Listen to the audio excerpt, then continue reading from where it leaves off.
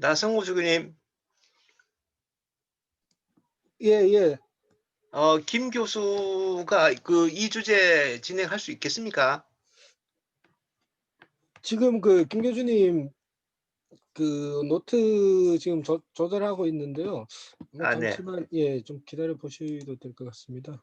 그래. 그럼 조금 예, 예. 기다렸다가 예, 예. 확인하고 그렇게 시작하시죠. 네, 네. 네.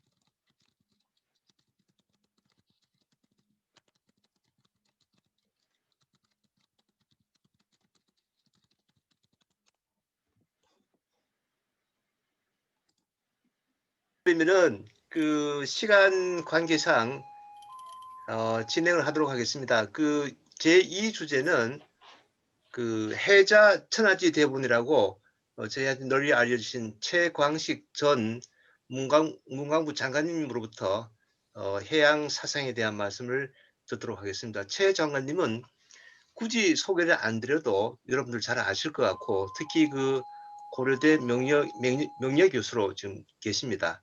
그러면 장관님 말씀을 듣도록 하겠습니다. 부탁드리겠습니다, 장관님. 네, 안녕하세요. 잘 들리세요? 네, 잘 드립니다. 네, 제가 근데 아까 잘 들립니다. 접속을 하는 과정에서 제 준비한 PPT를 올리려고 하다가 중간에 들어가가지고 결렬했습니다. 제가 그동안은 제 번호로만 하다가 남의 번호로 하는 게 처음이라서 이게 실수할까 봐 했는데 지금 다시 집어넣으려고 그러니까 잘 안 되는데요. 그걸 띄워줄 수 있나요?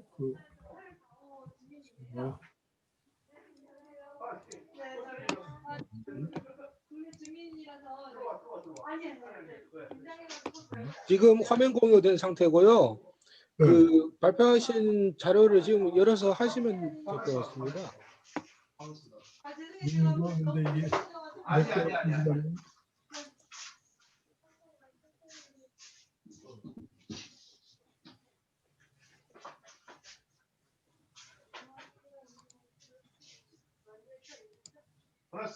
보이세요? 예, 보입니다.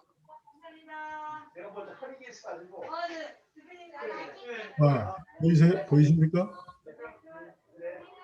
네, 반갑습니다. 네, 소개받은 최광식입니다.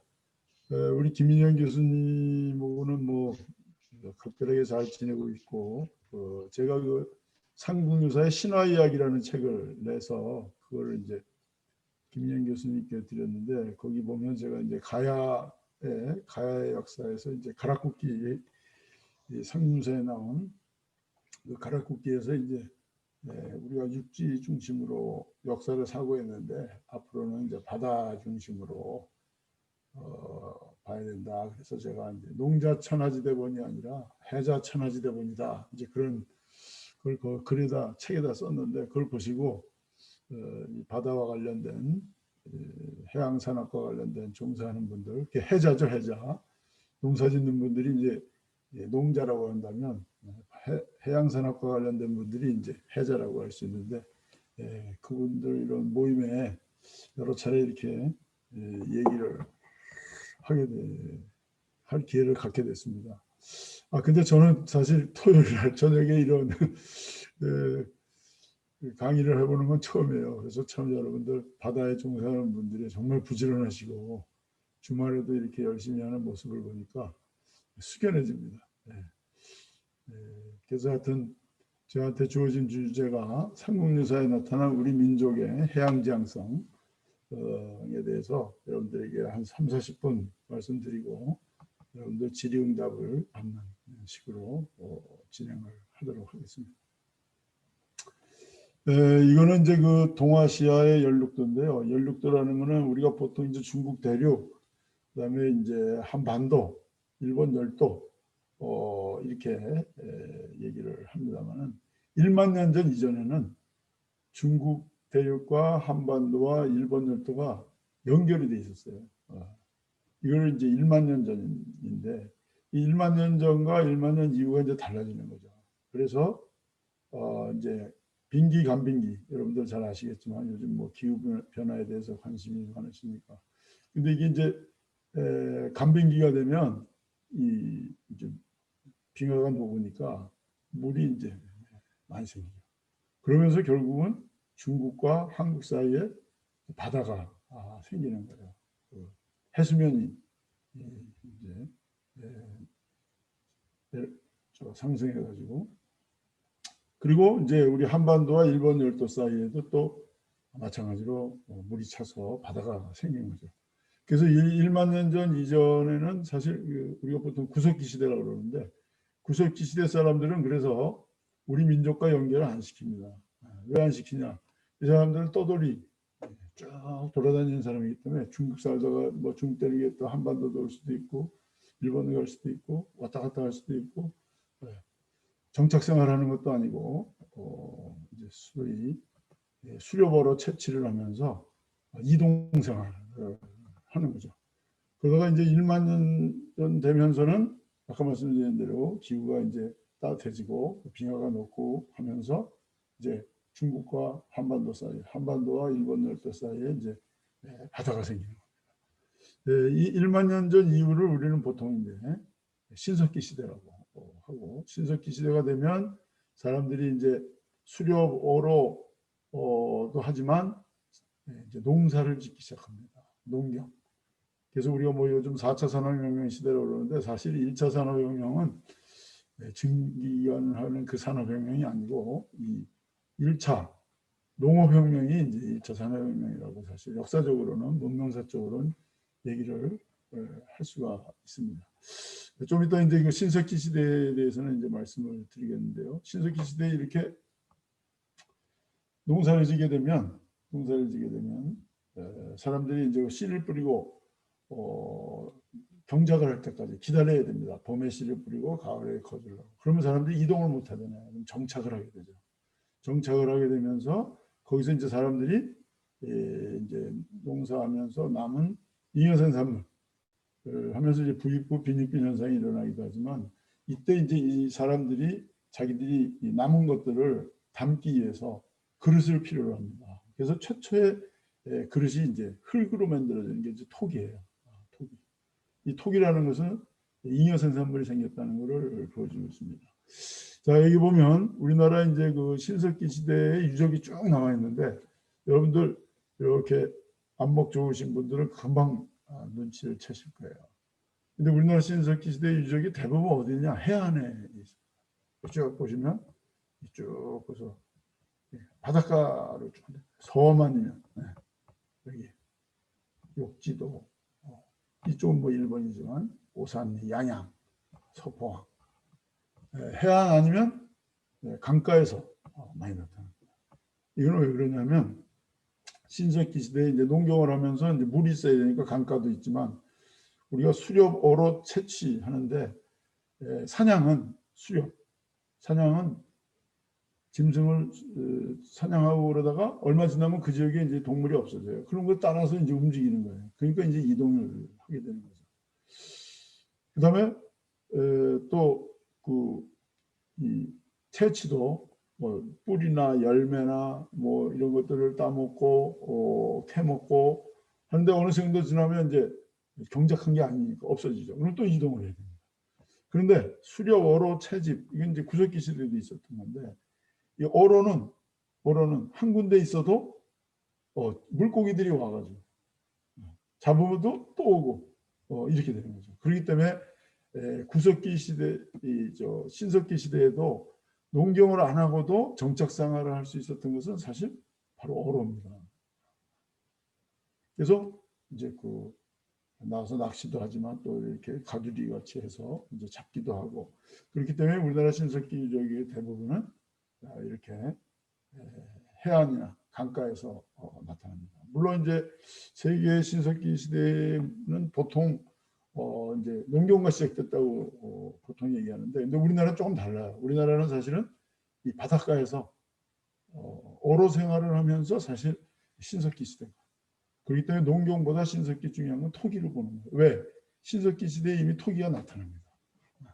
잉여생산을 하기 위해서. 왜? 많이 잡을 때는 뒀다가 남으면 이제 못 잡을 때 대비해서 먹게 되고. 이게 이제 잉여생산물하고도 관련되는데, 여기 보시면 부산 동삼동 폐총에서 나온 인물들이에요. 여기 보면 조개가 있는데, 여기 보면 이렇게 구멍 뚫어 가지고 마치 가면같이 이렇게 벌써 인간의 어떤 예술 활동이 이루어지고 있는 걸 볼 수 있습니다. 이거는 꼭 팔찌 같죠. 조개 껍질을 이렇게 따가지고 이런 게 이제 신석기 시대의 이런 예술 활동이 나타나고 제사도 지내고 이런 걸 볼 수 있어요. 그리고 창녕에서 배가 발견됐습니다. 또 몇천 년 전에 배가 이제 지금 완전하게 남아있지는 않지만 남아있어서 이와 같이 신석기 시대가 바로 해안이나 강가에서 시작됐다는 걸 우리에게 잘 보여주고 있습니다. 그러니까 어떻게 보면 우리가 문명이라고 하는 것은 구석기가 아니라 신석기부터 시작하는데 문명의 시작과 함께 이 바다가 우리에게 굉장히 중요한 의미를 갖고 있다는 것을 우리가 알 수가 있습니다. 자, 우리가 그러면 신석기 시대에 어떤 동물들을 먹고 자랐을까? 그걸 잘 보여주는 자료가 여러분들 울산에 가면 울주군에 방구대 안각화라는 게 있습니다. 안각화라는 거는 저 바위에 새겨가지고 그림을 그렸다기보다 새긴 거죠. 혹시 가보신 분 있을 것 같은데 여기 이제 이런 그림들이 새겨져 있습니다. 이 왼쪽에 있는 거는 해양동물들이에요. 고래입니다, 되게. 돌고래도 있고, 밍크고래도 있고, 그다음에 이제 차츰 오른쪽으로 가면 육지동물들이에요. 호랑이, 멧돼지, 사슴, 이런 게 나타나요. 재밌는 거는 여기에 그물도 나타나고요. 오른쪽에는 이제 배도 나타나고, 여기 가면도 있고, 여기 사람이 있는데 사람이 성기를 내놓고 있는 모습도 있어요. 그래서 이걸 제의와 관련시켜서 이제 보는 겁니다. 바위에다가 이런 고래라든지 또는 멧돼지라든지 호랑이, 사슴을 그려놓고 고래가 많이 잡히기를 또는 멧돼지나 사슴이 많이 잡히기를 기원하는. 여러분들 그 라스코 동굴벽화나 알타미라 동굴벽화에는 그렸죠. 거기도 동물을 그렸어요. 그건 뭐냐? 이게 주술적으로 우리가 사냥을 많이 하기를 기원하는 마음으로 이제 그린 건데 우리는 그린 게 아니라 새긴 겁니다.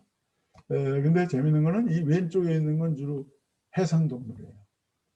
이 중에서도 제일 그 흥미로운 그림은 이겁니다. 그리고 고래가 있는데 고래 새끼가 있는 거 볼 수 있어요. 그러니까 이때 이미 고래를 잡아서 먹고 고래가 어떤 모습을 했는지를 잘 보고 있고 또 여러분들 잘 보시면 알겠지만 고래의 모습들이 조금 다릅니다. 그래서 고래가 열 몇 개가 이렇게 새겨져 있는데 그 종류가 다른 것들이 이렇게 새겨져 있는 걸 볼 수 있고 그걸 포획하기 위해서 이렇게 그물을 쳤다는 것도 우리가 볼 수 있고 더 재밌는 그림은 이건데요. 작살을 딱 꼽는 작살이 나타나고 있습니다. 그래서 이게 처음에 새겼던 그걸로 보고 있어요. 그 처음에는 해양 동물을 먼저 한 것 같고 차츰 육지동물로 이렇게 이동합니다. 근데 육지동물도 보면 이걸 렌트겐 수법이라고 그래가지고 그 동물의 마치 렌트겐 사진 찍은 것 같이 그 부위가 잘 나타나 있어요. 그래서 처음에는 해양 동물 주로 하다가 그 다음에 육상 동물로 이렇게 옮겨가는 걸로 이렇게 보고 있습니다. 이게 이제 신석기 시대에 새겨진 걸로 보고 있는데 이건 육상 동물이고 해양 동물이듯이 처음에 이렇게 바다에서 근데 작은 고기도 아니고 큰 고기. 의외였을 거예요, 여러분들. 그때 어떻게 고래를 잡았을까? 근데 여러분들 보시면 알겠지만 고래 새끼 뱀 모습이나 작살 꽂는 거, 그다음에 이 그물 친 거 보면 이건 분명히 고래를 고래 사냥을 했다고 볼 수 있고, 여기 이 사람이 이렇게 묘한 표정을 하고 있는데 이거는 몽골의 안각화에도 많이 나타나는데요. 무당들을 이렇게 표시합니다. 엑스타지. 그러니까 이거는 분명히 이제 고래를 많이 잡게 해다든지 이런 거 볼 수 있고, 여기도 사람이 있고요.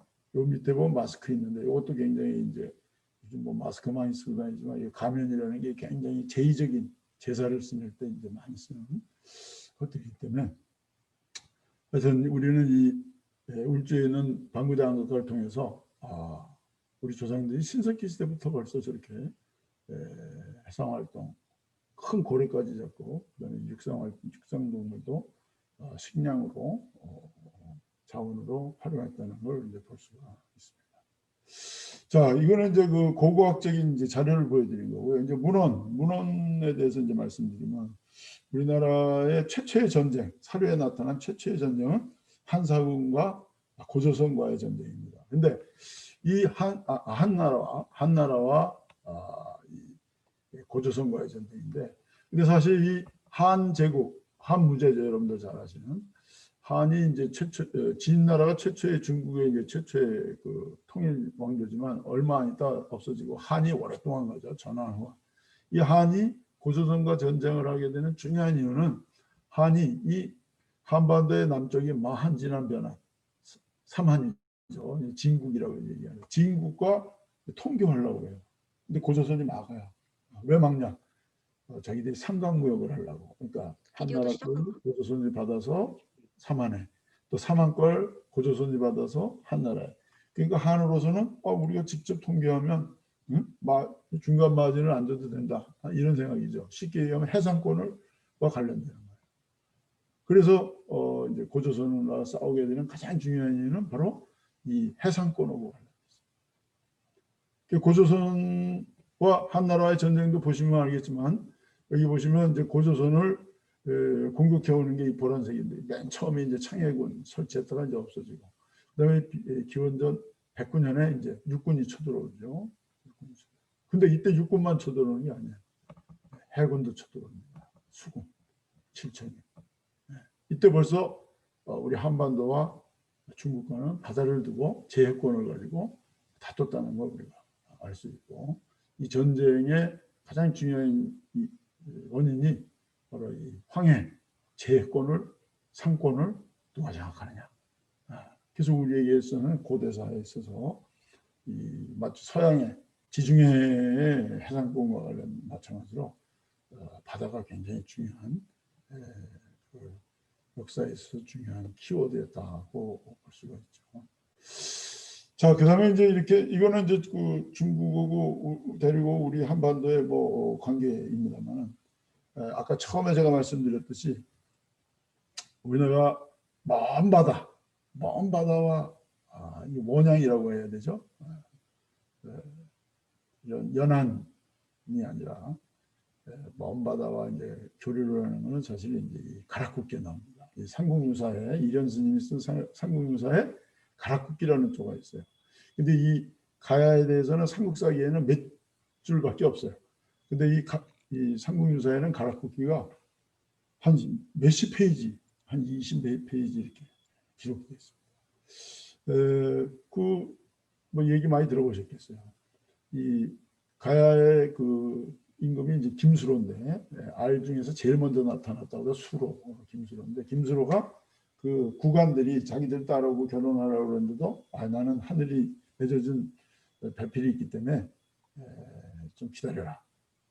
그러다가 이제 결국은 호황옥과 결혼하게 되는데, 호황옥은 어디서 왔냐면 아유타국에서 왔어요.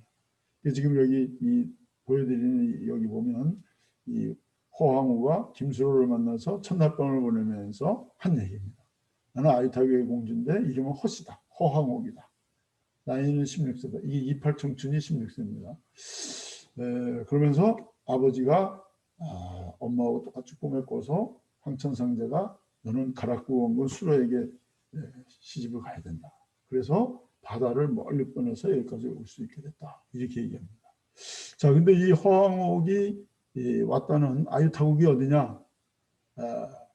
좀 이따 이제 보여드리겠습니다만, 이게 과연 설화인데 이게 실제일까? 이제 이런 의문이 많아요. 그래서 종래는 대부분 좀 과장된 거 아니냐 이렇게 이제 많이 봤어요. 그런데 이제 그 김해 가면 전해지는 수로왕릉, 왜 전자를 붙이냐면 거기서 무슨 명문이 나온 게 아니기 때문에 나중에 수로왕릉이라고 옛날부터 얘기돼서 전해 내려오는 거예요. 근데 이 수로왕릉 문 앞에 보면 또 파사석탑이 있고요. 여기 고기가 2마리가 있어요. 이걸 쌍어문이라고 그럽니다. 이렇게 고기가 눈동자 앞으로 놨다고 했는. 근데 이 쌍어문이 지금도 수로왕빌이나 수로왕 능 앞에 있는 문에 보면 이렇게 되어 있는데, 이 파사석탑 이것도 이제 상공서에 나옵니다. 근데 이 파사석탑은 그 돌의 성분 분석을 해봤는데 우리나라에서 나오는 돌이 아닙니다. 그래서 이 돌을 어디서 왔나 쭉 말이 안 돼. 이 선생님 말이 안 들린다. 탐색을 했는데 이게 그 인도의 아유디아지요. 이게 아유디아지요. 제 말 잘 들립니까? 안 들려요? 잘 들립니다. 네. 아니 뭐라고 말씀하시는 것 같아서. 네, 이게 지금 이제 김해거든요. 여기가 김해. 그 아유디아가 어디냐? 여기에요. 인도에 있어. 근데 이게 아유타국이에요. 그래서 과거에는 이게 신빙하지 않았었는데 이 쌍어문이 이 아유디아 지역의 문장이에요. 이 지역 가면 애들이 티셔츠에도 쌍어문을 하거든요. 그리고 파사석탑에 나온 돌이 바로 여기서 나옵니다. 그러니까 이제 이거를 신빙하기 시작하게 됐다고 할 수 있죠. 근데 이제 어떤 사람은 근데 아유타국이 나중에 이 태국에 이게 멸망하면서 이제 그 망명정부가 있었어요. 그래서 어떤 사람은 아마 여기서 온 게 아닐까. 이건 너무 멀지 않나. 이제 이렇게 보는 분도 있습니다. 뭐 여기서 오면 뭐 더 그렇지만 여기서 왔다 하더라도 이건 원양이죠. 원양이죠.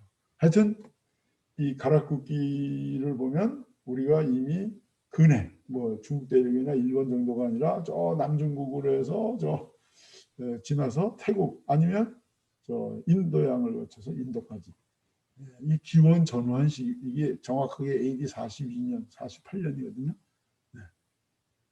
AD 1세기입니다.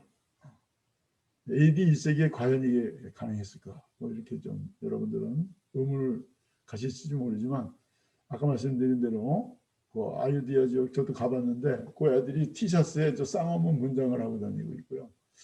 그다음에 그 돌이 바로 이 파사석탑에서 나온 그게 과연 1세기인지 5세기인지 모르겠지만 하여튼 가야 시대에 온 것만은 틀림이 없다 이렇게 이제 보고 있습니다. 자 이제 그거는 이제 가야고요. 신라도 우리가 박혁것에 기말지 석탈에 이렇게 알고 있는데 박혁것에는 이제 하늘에서 내려왔어요. 기말지도 이제 나무에서 이제 우리가 후공이 지나가다 이제 발견했는데 그 중에 하나 삼성, 박석, 김 중에 석탈에는 바다를 통해서 왔습니다. 여기 보시면 알겠지만 석탈에가 처음에는 어디로 가냐면 가야 지역으로 갑니다. 그래서 김수로왕하고 이제 경합을 하다가 이제 달아나서 지금 계림독 쪽 하서지쪽 아진포 쪽으로 이제 오게 되죠. 이때 이제 노구 해척이 있었는데 보고 이제 데려다 길렀어요. 그러면서 말하기를 난 용성국 사람인데 사람이 태에서 나와야 되는데 나는 아래서 태어났다. 그래서 이걸 상스럽지 못하다 해서 그렇다고 죽일 수도 없고 그래서 이제 이렇게 바다에 띄워서 왔는데 여기까지 오게 됐다. 분명히 이제 바다를 통해서. 그러니까 석탈에는 해양 세력이라고 이제 우리가 볼 수가 있죠. 그러니까 우리나라 박석, 김 중에 김은 대개 이제 북쪽에서 왔다고 보고 있어요. 이거는 이제 북방 세력이라고 했어요. 근데 이제 박혁것에는 이제 하늘에서 왔다. 이것도 아마 이주했을 텐데 아마 이건 고조선 계통으로 이렇게 보고요. 그다음에 이제 이건 일종의 서북 쪽에서 온 거고, 김수로는 김말지는 저 북쪽에서 석탈에는 남쪽에서 동남쪽에서 해양세력으로. 그래서 신라의 왕족 중에 하나인 석신은 바로 해양세력이라고 할 수가 있습니다.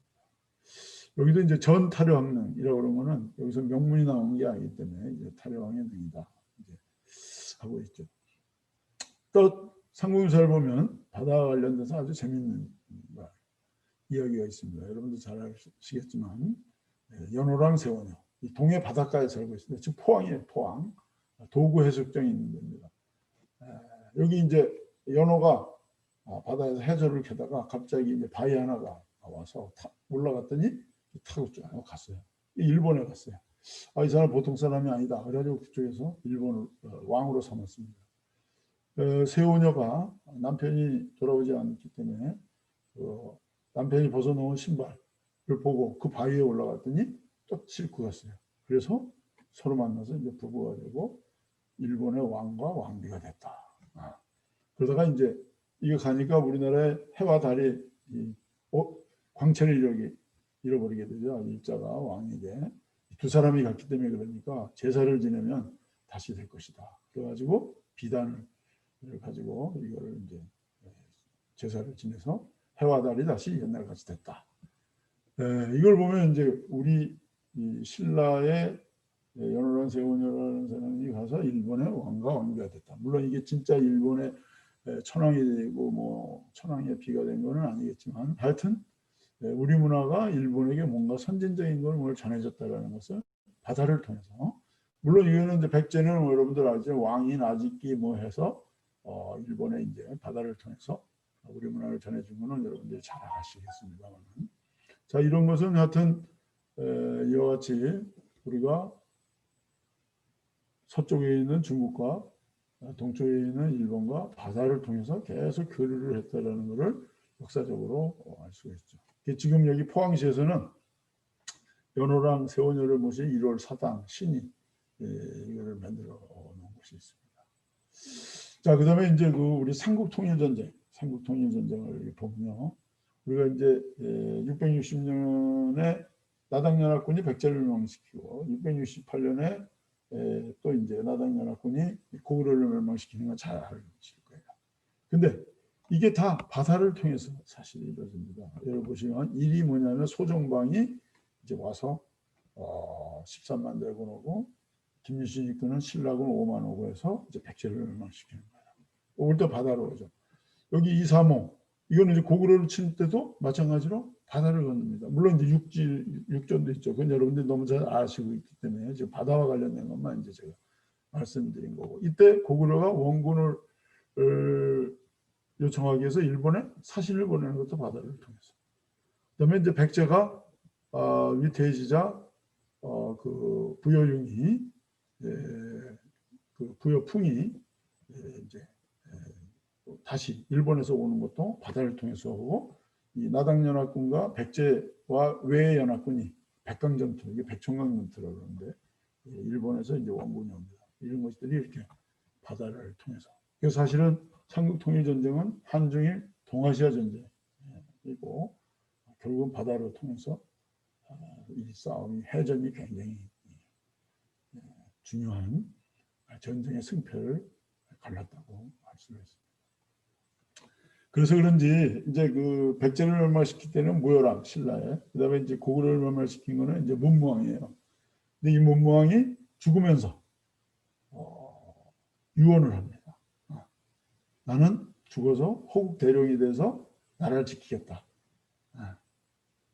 그러면서 나를 화장을 시켜서 그 뼈를 갈아서 그걸 가지고 바다에 뿌려달라. 동해구에. 이게 지금 여러분들 잘 아는 대왕암입니다. 문무대왕.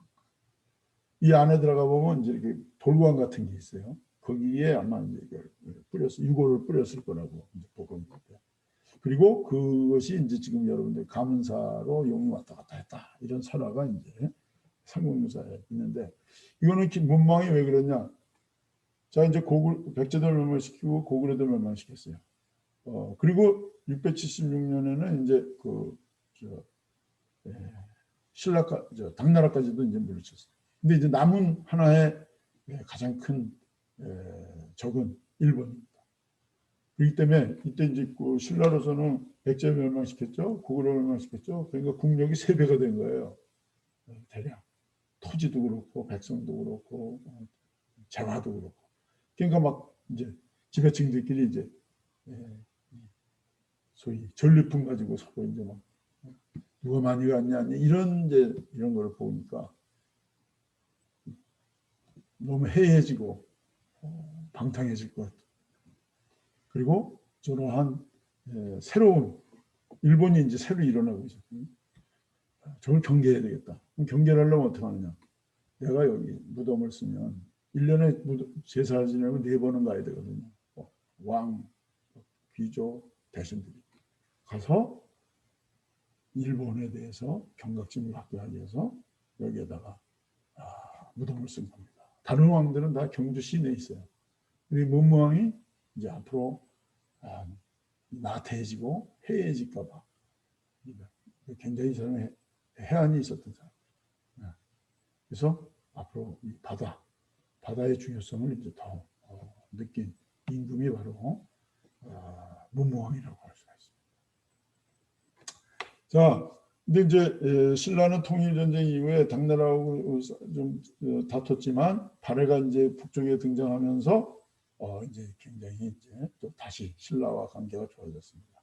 그리고 중국의 역사에 있어서 가장 흥성했을 때가 한나라 시대하고 당나라 시대, 그래서 한당이라고 이제 얘기하는데, 당나라에는 또 이제 이때 인도에서 들어온 불교가 굉장히 발전하고 있었습니다. 그래서 우리나라의 신라의 승려들이 이제 당나라에 가서 불법을 구하는 여러 승려가 있었습니다. 여기 제일 먼저 아리나발마고, 그다음에 쭉 내려와 가지고 보면은 이제 중국을 통해서 인도에 가서 불법을 배우는 거. 해역, 현태, 후본, 현각, 해륜, 현유, 그 외에 2사람. 그래서 여기 지금 9사람이 나옵니다. 9사람. 근데 이거보다 더 많아요. 왜? 여기 해초는 안 나오거든요. 근데 해초 스님도 갔으니까. 근데 이들이 대부분 돌아오지 못합니다. 인도에 있는 경우도 있고 또는 중국까지. 해초도 중국까지만 왔죠. 이 현태도 당에 돌아왔다고 했습니다. 하여튼 이와 같이 신라의 승려들은 그 어려운 고초를 겪으면서 인도까지 갔습니다. 그 어떻게 갔는지를 잘 보여주는 게 이제 바로 해초 스님의 왕오 천축구 전 동서남북중 인도, 천축이 이제 인도거든요. 그걸 쭉 다니면서 20살에 떠나서 24살에 돌아왔어요. 5년 동안. 요즘으로 치면은 20살에 가서 24살에 왔으니까 대학교 입학해서 배낭여행만 한 거죠. 5년 동안. 그렇지만 대학교 4학년 동안 배우는 것보다 더 많은 걸 배웠어요. 자기가 같은 그 지역의 언어, 민속, 종교, 신앙, 음식, 의식주 이런 걸 다 기록으로 남겼습니다. 그 해초의 왕호 천축국전을 통해서 해초 스님이 어떻게 갔는가를 추적해 보면 이렇게 중국 남중국 광저우로 해가지고 싱가포르, 베트남으로 해서 싱가포르로 해가지고 태국법 미얀마를 거쳐서 캘커타로 해서 팔대성지를 해서 동서남북 천축으로 해서 간다라로 해서 페르시아까지 갔어요. 그리고 오다가 카슈카르를 거쳐가지고 중앙아시아를 거쳐서 쿠차, 이닝, 도낭에서 썼습니다. 난주, 장안으로. 이게 이제 다 해서 5년 걸린 거죠. 그래서 자기가 간 지역에 그 언어, 종교, 신앙, 그다음에 먹는 거, 자는 거, 그다음에 입는 거, 뭐 이런 거, 실생활. 그래서 이게 세계 4대 그 이제 여행기에 들어가는데 이 8세기 이게 이제 8세기 초거든요. 8세기 초에 인도사나 동남아시아사를 연구하는 데서 아주 가장 중요한 당대 자료라고 할 수가 있습니다. 이제 여기서 보면요, 요게 해상 실크로드예요. 요즘 요게 해상 실크로드. 요게 오아시스길, 육상 실크로드. 보통 이제 실크로드는 세 가지가 있어요. 이게 이제 오아시스길이고 또 우에 스텔로드가 있습니다. 초원길. 이게 제일 먼저 놓였고, 그다음에 이제 오아시스길이 놓였고, 해상. 지금 이제 시진핑 주석이 얘기하는 1대1로라는 건 바로 이 오아시스길을 다시 복원하겠다는 거예요. 유럽까지 가겠다. 그다음에 이 해상 실크로드로는 이렇게 해서 아프리카 주로 중국 중심의 1대1로를 과거에 오아시스길과 해상 실크로드를 복원하겠다는 원대한 계획을 갖고 있는 거죠. 근데 하여튼 해초스님은 이미 오아시스길, 해상길을 맨발로 배 타고 가서 다 걸어다녀요. 대단한 거죠. 8세기에. 그 통일신라 때 그 바다에 대해서 얼마나 관심이 있었는가를 또 알 수 있는 게 여러분들 잘 아는 장보고입니다. 장보고. 장보고는 이제 신무대왕이 이제 왕 되기 전에 자기가 이제 왕이 되고 싶은데 군사력이 없으니까 장보고가 한 1만 명의 병력을 갖고 있었어요. 그래서 내가 만약 왕이 되면 당신 딸을 내 왕으로 삼겠다. 그래서 이제 도와줘서 왕이 됐습니다. 왕이 됐는데 왕이 되고 나니까 이제 그 장보고의 딸을 하려고 했는데 귀족들이 다 반대해요. 저 사람은 해도 사람이다. 해도 섬 사람이다. 미천하다. 그래서 이제 반대를 해서 결국 못했어요. 그래서 이제 반란을 일으키려고 그러는데 이제 염장이라는 친구를 보내가지고 이제 암살을 하게 되죠. 하여튼 이 장보고가 이 당시에 동아시아 해상권을 장악하고 있었습니다. 그래서 이제 청해진을 중심으로서 했는데 중국 산동선에 가보면 중국 사람의 입장에서는 외국 사람으로 동상을 처음 세운 게 장보고입니다. 그리고 유명한 라이샤오라는 미국에 있는 일본 사학자는 장보고를 해상왕이라고 그랬어요. 해상왕. 동아시아의 해상왕. 왜냐하면 한중일 삼각교역의 그 해상권을 장악하고 있었던 게 장보고입니다. 여기 보면 9세기 신라 해상무역을 볼 수가 있는데 이건 이제 발해, 얘는 북쪽은 이제 발해가 있고 좀 이따 발해는 보여드리고 신라입니다. 신라의 수도는 이제 금성입니다만 이렇게 울산을 통해서 일본에 가기도 하고, 그다음에 이제 이 당항성을 통해서 등조, 이게 이제 횡단항로고 이제 사단항로입니다. 수조, 항조, 양조. 요즘은 수주, 항주, 양주죠. 초주. 이렇게 연안을 통해서 가는 방법이 있고 아니면 직접 가는 방법도 있고, 여기 보면 산동반도에 이렇게 신라방들이 있어요. 요즘은 우리 뭐 LA에 있는 코리아타운 같은 신라타운, 곳곳에 있습니다. 이 배가 가는 교통상에. 지금 등조에도 가면 신라관이 만들어져 있어요. 그래서 신라와 관련된. 그래서 그 예닌이라는 사람이 그 남긴 일기가 있는데 거기 보면 이 중국에 갔다 올 때 전부 장보고의 도움을 받았다고 그렇게 기록이 남겨져 있습니다. 그래서 아까 이 미국에 있는 라이샤오라는 일본 사학자가 장보고를 해상왕이라고 했던 거죠. 그리고 이제 이 장보고는 중국만이 아니라 일본까지, 이 일본의 태제부, 다자유, 여기에 이제 통교를 했습니다. 그래서 삼강무역을 주도했다고 할 수 있죠. 그다음에 이제 북쪽의 발해도 바다를 통해서 많이 이제 했습니다.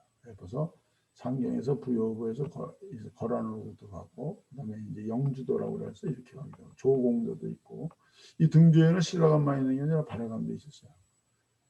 중국과 무역을 할 때 주로 모피류, 약재류, 공예품을 수출하고 비단, 서적, 몽골류를 이제 수입하고, 이쪽 동경으로 해서 일본 가는 건 일본 돈배, 그리고 모피류와 약재를 수출하고 포, 황금, 수호는 수입한 것이 지금 기록이 남아 있습니다. 모두 바다를 통해서. 자, 근데 이 삼국시대에 삼국시대 내지는 통일신라, 남북국시대, 통일신라 발해 이렇게 바다를 이루어서 많이 이루어진 것은 마치 여러분들 그걸 생각하시면 돼요. 우리가 너무 조선시대에 그러니까 이 조선시대는 그냥 아주 폐쇄적이고 이런 농자 천하지대 번이니까 농업에 기반을 둔 사회였기 때문에 바다를 중요시하지 않았어요. 고려 때는 그거보다는 낫습니다. 아라비아 상인도 왔다 갔다 하고. 근데 신라 때는 아까 보셨지만 해상 실크로드, 그다음에 장보고의 이 삼국, 한국, 중국, 일본의 삼각무역 내지는 해상권을, 동아시아 해상권을 장악하고 있었던 거는 마치 서양도 중세는 굉장히 땅에 긴박된 사회예요. 땅에. 이제 근대 이후에 항해 시대 이후에 대항해 시대 이후 이제 바다를 중요시했는데 그 전 고대 그리스 로마 시대 이때는 바다를 중요시했죠. 지중해를 중심으로 해서 모든 게 이루어졌듯이 우리도 마찬가지로 고대에는 굉장히 바다를 통해서 활발한 문물들이 이루어졌습니다. 그러다 이제 중세 특히 이제 조선 시대에 들어와서 토지에 이제 긴박돼서 바다를 이제 등한시했습니다만 그래도 고려 때는 굉장히 바다를 중요시했어요. 이게 이제 고려 태조의 왕건상인데요. 이 사실 여기 보면 이제 우리가 후삼국 시대라고 그러는데 고려의 왕건이 있고 후백제 견훤이 있고 신라 이제 쓰러져가는 나라인데 결국은 고려가 통일할 수 있었던 가장 중요한 이유는 뭐냐면 후백제와의 이제 그 갈등과 대립. 반면에 신라는 품었죠. 근데 더 중요한 게 하나 있어요. 이때 보면 이 견훤은 군진 세력입니다. 군벌이죠, 군벌. 반면에 왕건은 해상 세력이에요. 물론 이제 군사력도 갖고 있었지만 해상권, 재력도 있었어요. 특히 이 바다를 통해서 남쪽에 영산강 이 남쪽, 이 나주 지역, 이 지역에 이제 나주 오시오고 손을 잡았습니다. 이게 결정적으로 사실 고려가 소위 후삼국을 통일하는 중요한 이제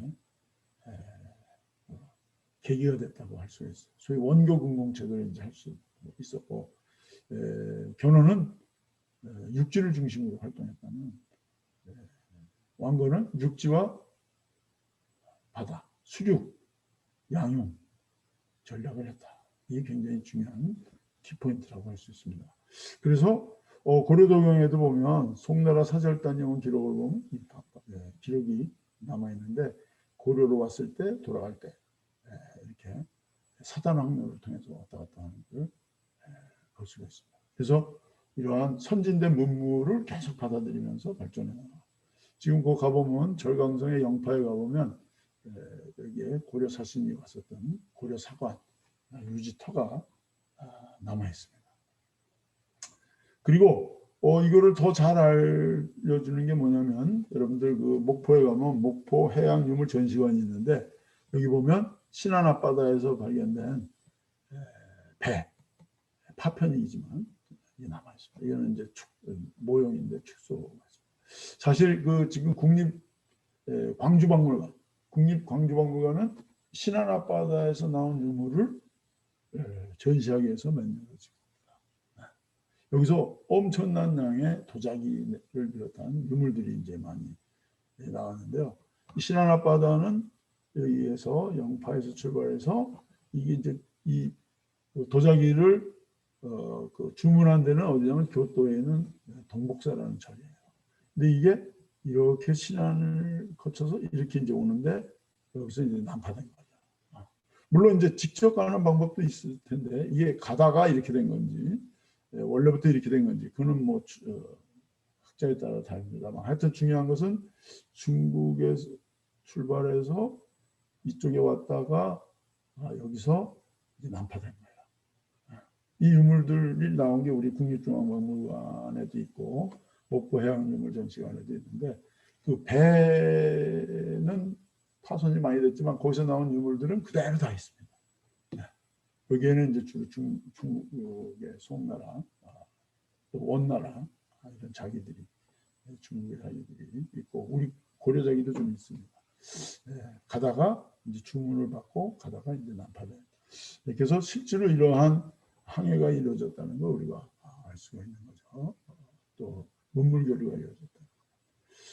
그리고 사실 고려가 이 원이라는 세계 제국을 그 징기스칸이 세운 원나라 원이 거의 아시아뿐만 아니라 유럽의 상당 부분들도 차지했는데 아마 세계에서 알렉산더 대왕이 정복한 것보다 더 많은 게 사실은 이제 원나라 영토라고 할 수 있는데, 근데 그 나라 중에서 두 나라만 사실 지배를 안 당했어요. 그게 이제 고려하고 어떻게 보면 베트남입니다. 다른 나라들은 완전히 식민지가 됐는데 우리는 그래도 이제 분마국, 일종의 제후국이 된 거죠. 자치권을 갖고 있었던 거예요. 근데 그럴 수 있었던 게 바로 고려가 강화도로 옮겨가지고 몽고군은 말은 잘 타는데 해전에 약해요. 그래서 결국 일본 여몽연합군이 일본 쳐들어가다가도 태풍 때문에 이제 뭐 그렇다고 해서 신풍이라고 하지만 가미가 되죠. 하여튼 강화도에서 이걸 이제 잘 막아냈습니다. 물론 집권층의 권력을 유지하려는 것도 있었지만 기본적으로. 그리고 여기서 삼별초도 결국 진도로 해서 제주도로 해서 뭐 심지어는 유구까지. 지금 유구에 들어가도 보면 고려시대의 그런 도자기 이런 것들이 많이 남아 있습니다. 이렇게 하여튼 고려는 바다를 중요시했어요. 그래서 아라비아 상인들이 병난도에서 들락날락거리고, 그리고 그래서 우리나라가 이제 외국에 서양에 알려진 게 이제 고려시대이기 때문에 이제 그게 코리아.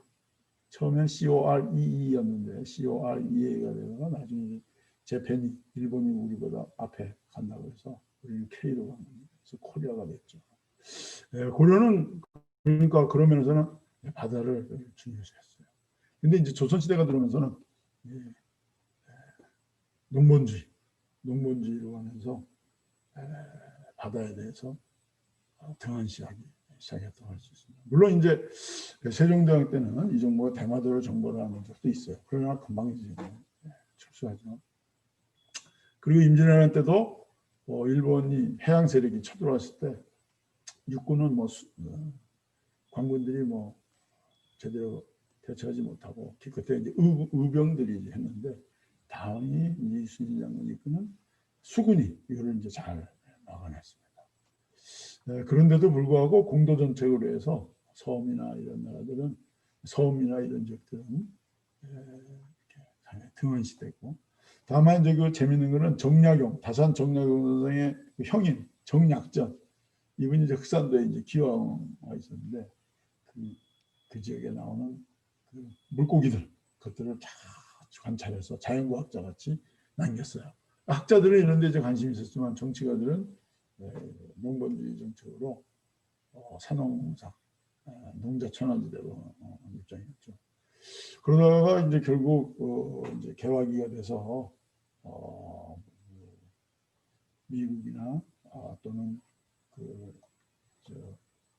프랑스 이런 이제 소위 서세동족 서양의 해양 세력들이 이제 왔는데 거기에 제대로 대처하지 못하고 이제 여기도 이제 결국은 이제 강화도를 중심으로 해서 이제 이런 저항이 이루어지면서 이를 좀 더 넓은 시각에서 이 문제를 해결하지 못했어요. 기본적으로는 농번주의, 대륙 세력, 해양 세력이 아닌 이것이 이제 결국 잘 나타난 게 이제 흥선대원군의 척합이라고 할 수 있죠. 양이 침범, 비전직, 화, 주화매고. 서양의 오랑캐들이 침범해 오는데 우리가 전쟁하지 않으면 여기서 마치 나라를 팔아먹는 것이다. 그래가지고 이제 저항을 해서 제대로 대처하지 못하고 결국은 준비가 안 된 상태에서 일본의 이제 해양세력, 제국주의 해양세력, 운양의 사건, 강화도죠. 그래서 결국은 적극적으로 우리가 이니시어티브를 잡는 게 아니라 할 수 없이 이렇게 받아들이면서 우리가 굉장히 여러분들 잘 아시는 이제 근현대 식민지가 되고 이제 식민지 일제강점기를 이제 36년간 지내고 해방을 맞이하면서 특히 70년대 이후에 우리가 다시 이제 바다에 대한 관심을 가지고 이제 나가서 지금 뭐 해양 강국에도 올라가고 그래서 이제 우리 그 역사를 보면 어떻게 보면 대륙 세력이고 해양 세력의 갈등과 대립 속에서 우리가 이제 반도라는 숙명이기도 하지만 근데 여태까지는 농번주의 그 대륙 중심이죠. 근데 우리가 거꾸로 보면 오히려 이제 바다로 뻗어나가는 관문 같은 게이트웨이 입장에서 우리가 바라봐서 저는 오히려 이제는 농자 천하지대본이 아니라 해자 천하지대본으로 21세기를 우리가 잘 이끌어가야 될 것이다. 그렇게 생각을 합니다. 그래서 여기 뭐 해양 전문가 앞에서 제가 이 바다에 대해서 얘기한다는 게 어떻게 보면 공자 앞에서 문자 쓰는 것 같은데 하여튼 그 우리 역사상 특히 고대의 바다에 대해서 관련된 자료들을 한번 소개해 달라고 해서 말씀을 드렸습니다. 네, 자 경청해 주셔서 감사합니다. 네. 질문 있으면 하시죠. 예, 지금 제 목소리 들리시나요? 네, 예. 아이고, 아이고, 저 권호인 사장님 수고 많으셨으면 제가 맡아서 하도록 하겠습니다. 네. 우리 그 최강식 전 장관님, 명예 교수님 강의는 언제 들어봐도 참 저희들 가슴을 뜨겁게 합니다. 마지막에 쓰신 해자 천하지 대본 이 그 해자라는 말이 너무너무 좋습니다. 저는 지금 3번째 강의 듣는데 뭐 처음 듣는 것과 똑같은 그런 감동을 줍니다. 그 좀 시간이 오늘은 좀 충분히 있으니까 여러분들 뭐 질문 그렇게 좀 해봐 주시기 바랍니다.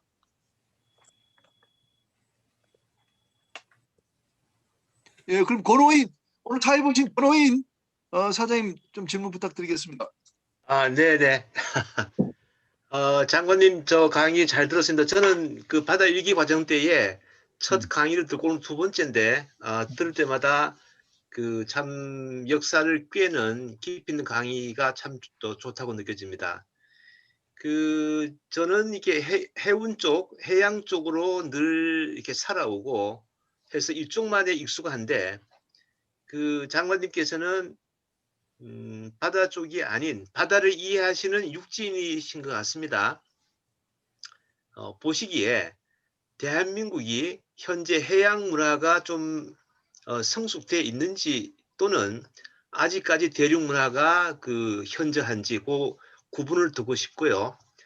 만약에 대한민국의 미래가 해양 국가를 지향하는 게 국가에 저는 도움이 된다고 생각하는데 장관님께서는 그렇게 가기 위해서 뭘 어떻게 하면 좋을 건지 그 2가지를 여쭤보고 싶습니다.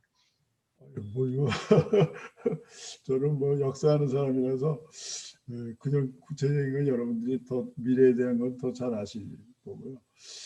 하여튼 첫째 제가 말씀드리고자 하는 가장 중요한 키포인트는 우리가 조선시대가 이렇게 너무 폐쇄적이고 하니까 우리 조상들은 더 폐쇄적일 것이다 이런 의견 생각들을 많이 갖고 있어요. 근데 아까 말씀드렸듯이 조선시대보다는 고려시대보다는 삼국시대나 통일시대 시대가 더 굉장히 그 글로벌한 요즘 말로 하는 정말 글로벌한 이런 거 볼 수 있죠. 그러니까 우리 고대는 우리가 아까 장보고를 하나 예를 들었지만 우리가 오히려 중국과 한반도, 일본 읽는 이 해상권을 장악하고 있었잖아요. 지금 어떻게 보면 우리는 중국과 대륙 세력인 해양 세력이 일본의 틈바구니에서 사실은 줄다리기를 하는 이런 입장이란 말이죠. 그러니까 우리가 진짜 이니시어티브를 잡아야 사실 더 윈을 할 수 있는데 이제 그러지 못하고 있기 때문에 그런 인식을 첫째 고대일수록 우리가 그렇지 않다는 거 이런 걸 이제 얘기하고 싶었고요. 그다음에 이제 우리 전체 문명사적으로 보면 아까도 말했듯이 서양도 고대에는 바다 중심으로 됐어요. 그러다 중세에 이제 다시 토지 중심으로 가다가 근대가 되면서 다시 이제 바다 중심으로 갔거든요. 그러니까 지금 시대는 이제 대양, 육지, 대륙보다는 이제 바다를 통한. 물론 기본적으로는 이제는 육해가 아니라 공까지 가야 되는 거죠. 육해공. 그야말로 이게 다 전략이 있지만 하여튼 대륙과 해양에 있어서 보다 더 앞으로 발전해 나갈 부분은 굳이 얘기한다면 대륙보다는 해양 쪽으로. 그게 이제 문명사적으로는 방향이 되리라고 생각하고, 그다음에 이제 그 앞으로 어떻게 할 건가는 뭐 여러분들이 더 잘 아셔야 되겠지만 이제 이런 인식을 갖고 있는 게 첫째 중요할 것 같아요. 그러니까 대륙과 해양에서 과거의 전통사회는 주로 대륙 중심이라면 근현대 전근대 사회가 근현대 사회에서는 더더욱 우리가 바다 해양 세력 중심으로 가야 된다.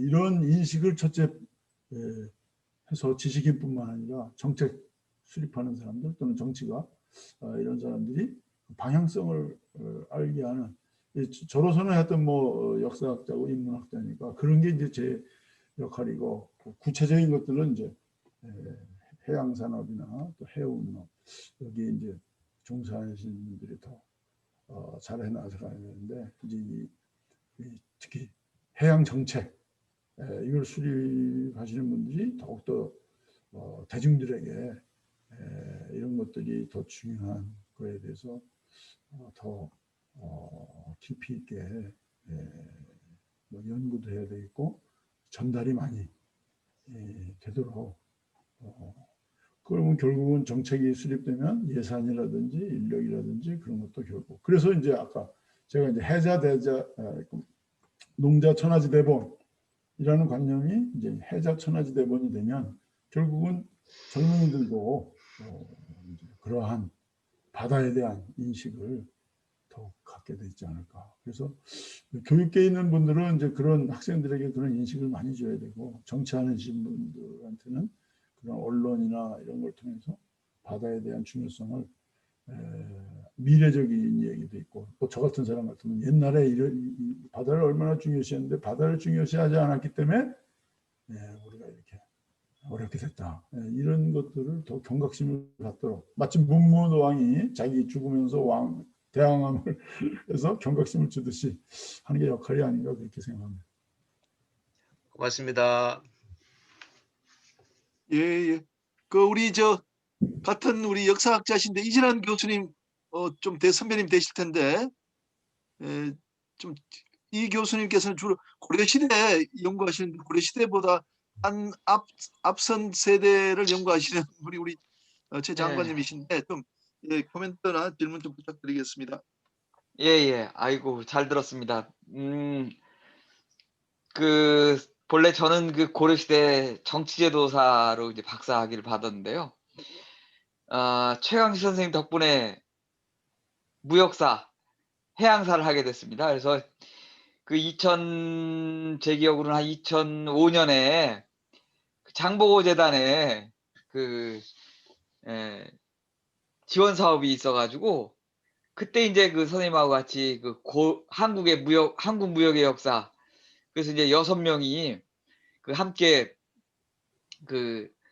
각 시대별로 그 무역사를 쓰게 됐고, 그래서 이제 그거는 이제 한울 출판사에서 한국 무역의 역사로 나왔고요.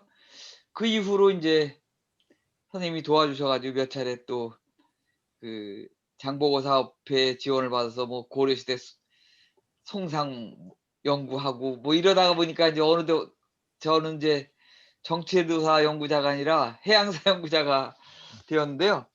오늘 선생님 강의 전부 잘 들었습니다. 그런데 제가 미처 모른 그 앞부분 고대의 해상 교류 이런 것들을 또 새롭게 배우게 되어서 고맙습니다. 잘 배웠고요. 그러니까 선생님의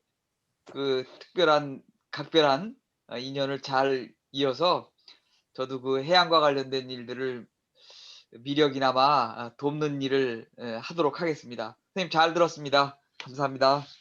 그리고 이진아 선생님이 여기 멤버인지는 몰랐네요.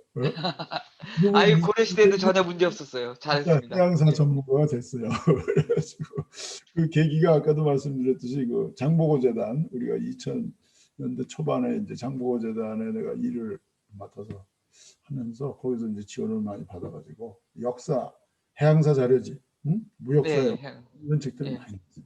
그래서 맞습니다. 예. 역사에 있어서 그 이전에 우리 역사는 전부 육지 중심 역사였어요. 한마디로 얘기하면. 그게 아마 어떻게 보면 우리 바다에 대한 관심을 갖게 된 역사에 있어서 아마 계기라고 생각해요. 근데 그게 또 요즘 와서는 별로 이렇게 활동이 없는데 그 장보고는 사실 해자 중에서도 우리나라의 간판 스타라고 할 수 있잖아요. 그러니까 그런 바다의 영웅이라고 그럴까? 간판 스타를 우리가 잘 이렇게 그 자라나는 세대에게 알려주는 게 중요합니다. 중국 사람들은 자기 나라 사람도 아닌데 장보고를 저렇게 동상을 세워놓고 하고 있잖아요.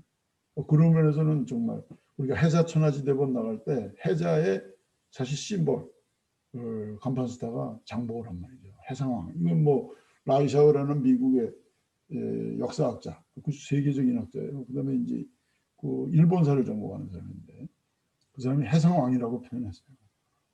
마치 우리가 오나시스를 해상왕이라고 그러듯이 고대 해상왕은 장보고다. 그러니까 여러분들이 오히려 이런 이제 여러 분야에서 해야 되지만 과거 역사 속에서도 바다와 관련돼서 사실 우리가 처용이라는 인물을 아까 내가 얘기 안 했는데 처용이라는 인물도 이게 바다와 관련된 인물이에요. 울산의 개우포에서 나타나는데 이제 아라비아 상인이라는 설도 있고 그러는데 이런 역사 속에 그 해자 중에서 그 롤모델이 될 수 있는 젊은이들에게 이런 사람들을 발굴해서 마치 푸다크 영웅전 마치 해자 영웅전이라고 이런 거 예를 들어서 이런 것들을 우리가 더 좀 지금 오히려 일본이나 아까 보셨듯이 중국에서는 장보고에 대한 기념관을 세워놨어요. 오히려 우리가 그런데 이제 등한시하고 있는데 그게 바로 아까도 거기 삼국유사에도 나오지만 장보고 식무왕이 자기가 왕 될 때는 도움을 받고 이제 그 하려고 그러다가 귀족들을 반대해서 못 하잖아요. 근데 그때 뭐라 하냐? 해도입니다 이렇게 나와요. 해도인. 섬사람이다. 이거 무시하는 거잖아요. 그러니까 오히려 그래서 지금 우리나라에서도 장보고를 사실 더 이렇게 올려야 되는데 전부 그 육지 사람만 이제 얘기하고 있잖아요. 이런 게 진짜 나 앞으로 우리 해자에 그 해당하시는 해운 뭐 해양산업 하는 분들이 그분 같은 사람을 딱 롤 모델로 내세워가지고 해자의 간판 스타로 하는 작업도 난 아주 중요한 의미가 있지 않을까 그래서. 예, 저 한 가지만 더 말씀드리면요. 이건 이제 최강 선생님과 관련 없이 그 지금 해운 관련해 가지고 계속 그 저자와의 대화를 하시는데 그 전근대 그 해운 관련돼서 이제 그 자료 같은 거에 대해서 궁금해 하시는 분들이 좀 계신 것 같아요. 근데 저희 저 최강 선생님하고 같이 저희가 그 한국 해양사 자료집이라는 책을 6권인가 5권으로 해가지고 그 낸 게 있습니다. 그 고대 도서관 같은 데는 있는데 나름대로 저희가 그 바다와 관련된 그 고대, 고려, 조선왕조실록 뭐 이런 데를 쭉 검색해가지고 그 찾아놓은 것이 있으니까 아주 뭐 완벽하진 않고 좀 거친 점은 있지만 그 근현대 해운사 하시는 분들이 그 전근대 그 바다와 관련해서 좀 궁금한 것이 있으면 그 책을 보시면은 그 웬만한 것들은 다 해결될 거라고 생각합니다. 좀 참고하셨으면 좋을 것 같습니다. 앞으로 좀 더 그 정밀한 그 좀 범위를 넓힌 책이 필요하지만 현재로서는 그 책을 보시면 웬만한 궁금한 점들은 많이 해결할 수 있다는 거 참고하셨으면 좋겠습니다. 예, 이상입니다. 예, 감사합니다. 다음은 말이죠. 제가 우리 강명호 선장님 지금 일본에 계세요. 일본에서 지금 망해 들으셨는데 저도 지난번에 일본에서 6개월 있으면서 일본 사람들이 그 바다를 굉장히 소중하게 생각하고 일본의 건강은 바다로서부터 왔다. 오늘의 일본의 건강은 바다로서부터 시작됐다는 생각이 꽉 차 있는 것 같아요. 그래서 우리 강명호 선장님 일본에서 뭐 오래 계셨는데 현재도 일본 계십니다만은 그 일본의 그 바다 사정 그런 거 조금 국민들이 바다에 대한 인식이랄까 그런 걸 좀 이야기 좀 듣겠습니다. 아, 예. 오늘 최강식 교수님 강의는 정말 잘 들었고요. 역사 속에서 나온 우리나라의 해상 활동에 대해서 알지 못했던 것들에 대해서 다양하게 들을 수 있는 좋은 시간이었습니다. 감사드립니다. 저는 지금 일본에 와서 지금 5년 정도 있는데 제가 뭐 크게 뭐 뉴스를 많이 보거나 뭐 다른 일본 사람들처럼 인식이 많은 건 아니지만 제가 이제까지 만나본 많은 주변의 친구들이나 또 주변 사람들의 인식에 대해서 보자면 아무래도 일본은 저희 나라도 실질적으로는 위에는 북한에 가로막혀 있는 섬나라와 같긴 하지만 저희들이 섬에 살고 있다는 인식은 가지고 있지 않지 않습니까? 그런데 일본 같은 경우는 실제로 자기들은 섬나라라고 생각하고 특히 그 중에서도 홋카이도나 시코쿠 그리고 규슈 같은 더 떨어진 섬들도 있기 때문에 이제 바다에 대한 중요성을 상당히 인식을 많이 하고 있고요. 또 특히 저희 같은 해운 쪽에 몸을 담고 있는 사람들 같은 경우는 물류나 군사나 이런 부분에 있어서 바다의 중요성을 인식하고 있지만 또 저희 같은 해운 쪽에 몸을 담고 있지 않은 사람들 같은 경우에도 레저라든지 특히 낚시배 같은 이런 레저 활동들을 보면은 우리나라에 비해서 훨씬 더 친근하게 접근할 수 있도록 또 친수 공간들도 많이 마련되어 있고요.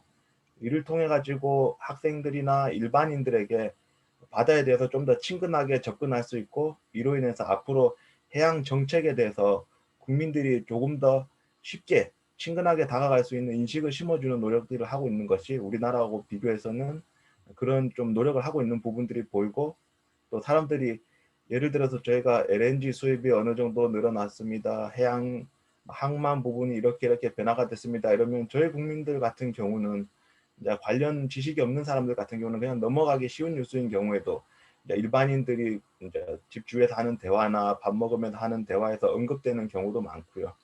그래서 바다에 대해서 중요성을 전체적으로 일본에 계신 분들이 많이 인식을 하고 있는 이유 중에 하나는 이런 다양한 노력들을 통해서 이제 해상과 관련 없는 일반 국민들에게도 인식을 많이 시켜주기 때문에 정부의 정책이라든지 산업에 대한 관심을 끌어올리는 그런 과정이 있었다고 생각합니다.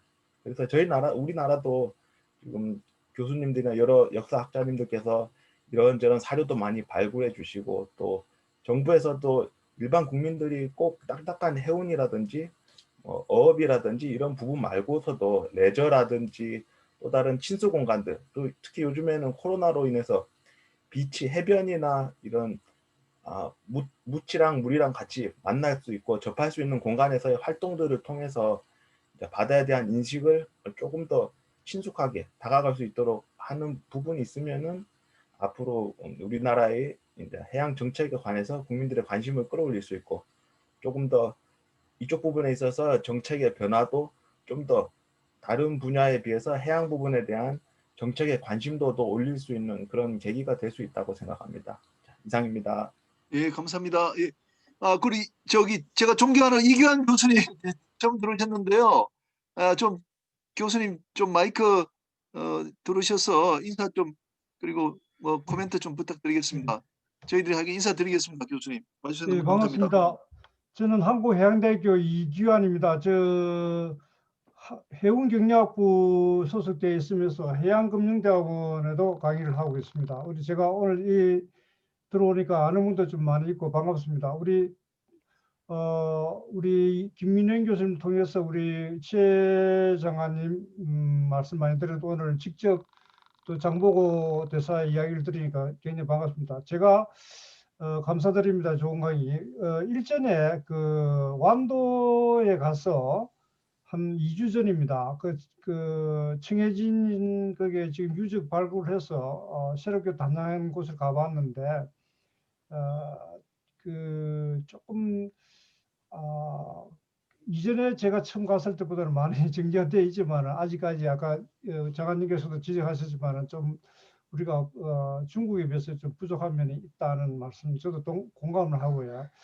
근데 지금 현재 저희 대학에서도 옛날에 사가시는 분들이 이 장보고에 대해서 연구를 하시고 들어보니까 이게 굉장히 기록이 많이 약하다는 이야기를 하시더라고요. 예닌 일기 정도 거기에 많이 의존하고 있고 정작 우리나라에는 거의 기록이 없다는 그런 이야기를 많이 하시더라고요. 그래서 그게 굉장히 아쉬운 면이 있는데 여하튼 그래도 지금 우리 미국의 라이샤오 사학자께서도 우리 장보고 선생님 그렇게 지적해 주셨다는 건 굉장히 저희들은 자극제되고 실제 우리 동원그룹 우리 김재칠 회장께서도 무슨 북경대 같은 장보고 관이라 해서 또 큰 건물도 지어주시면서 그렇게 명령을 해놨거든요. 그리고 제가 알기로 옛날 무역회관 앞에도 장보고에 관련된 어떤 기념물이 있었고 그래서 상당히 좀 선양하려고 하고 있긴 있는데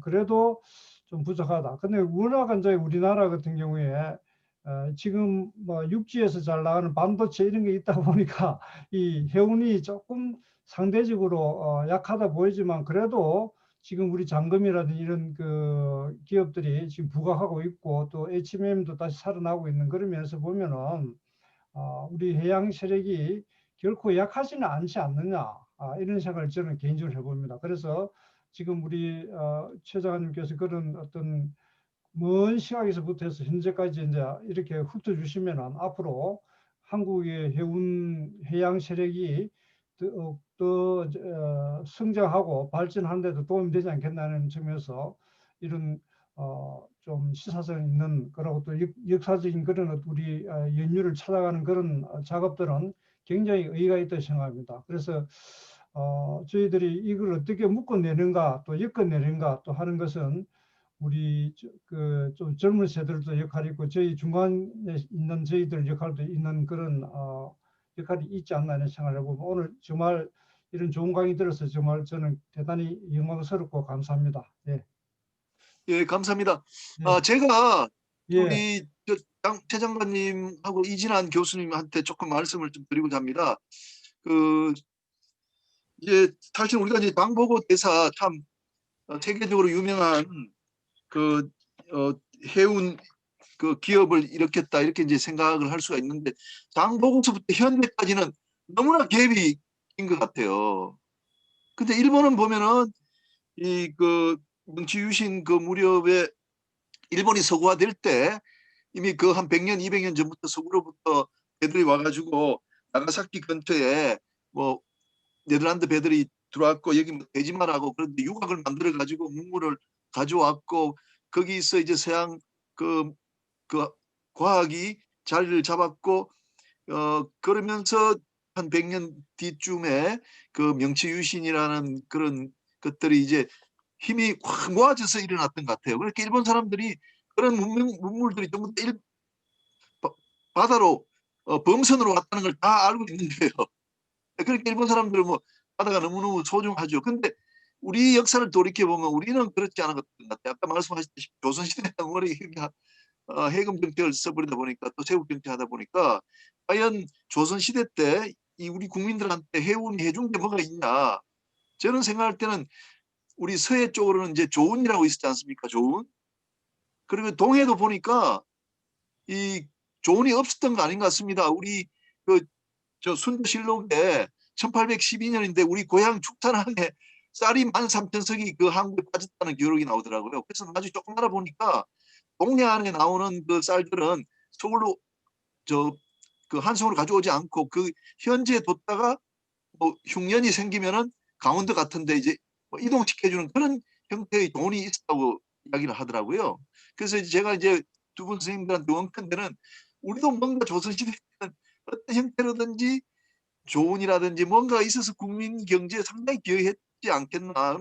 그런 걸 좀 많이 정리를 해가지고 장보고 대사 그다음 이순신 이렇게 연결을 탁 시켜주면은 우리가 국민들한테 더 홍보할 수 있을 텐데 우리 오늘 여기 계신 분들은 선박금융이나 또 해상법이나 해운하신 분들은 그런 이제 툴이 없기 때문에 그런 일을 잘 하지 못하거든요. 그래서 지금 이진환 교수님이나 또 최 장관님께서 많이 우리 바다 관련해서 이렇게 역사를 찾아주시는데 우리 역사를 장보고 대사하고 현재하고를 연결시켜주는 연결고리 같은 걸 좀 많이 찾아주십사 하는 부탁을 좀 드립니다.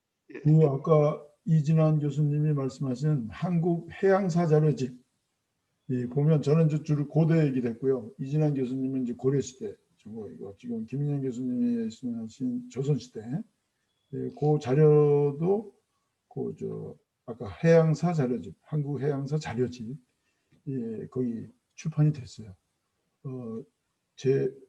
돼 있고 그다음에 이제 그 한국 무역사 그것도 시대별로 선사, 고대, 고려, 조선, 개화기 이렇게 돼 있습니다. 그래서 도서관에 가보면 웬만한 도서관에는 이게 다 있으니까 그걸 우리 역사하는 사람 입장에서 자료를 뽑고 그걸 정리한 거거든요. 또 이제 해운업 하시거나 해양산업에 관심 있는 분들이 또 보시면 그걸 더 가공을 한다든지 더 이제 또 일반인들의 더 쉽게 다가갈 수 있는 이런 소스는 이미 있으니까 그걸 잘 활용하시면 좋을 것 같아요. 예, 알겠습니다. 그러니까 우리가 해운에 있는 분들이 스토리를 잘 만들어 가지고 나가야 될 것 같습니다. 이미 준비를 많이 해두셨다는 말씀이셨고요. 그 차민식 사장님 지금도 망에 계시나요? 차민식 사장님? 네, 지금 예, 망에 예. 있습니다. 좀 늦게 예, 들어왔습니다. 예, 예, 좀, 죄송합니다. 나중에 예, 다시 예. 한번 보도록 하겠습니다. 예, 말씀 좀 부탁드리겠습니다. 예, 제가 지금 김인영 교수님 덕분에 예. 제가 굉장히 식견이 좀 많이 범위가 넓어진 것 같습니다. 저는 그동안에 항상 해운 항만 쪽의 일만 생각을 했었는데 이번에 보니까 역사적인 문제까지 자꾸 확장이 되어서 굉장히 뭐라고 그럴까요? 새로운 세계가 눈앞에 펼쳐지는 것 같은 느낌이 들었어요. 예, 예. 조금 더 먼저 이런 기회가 있었더라면 정말 주말마다 항상 기다려주고 나중에 좀 하루는 못 들어온 적도 있었습니다만은 그것도 나중에 다시 또 돌려보면서 굉장히 좋습니다.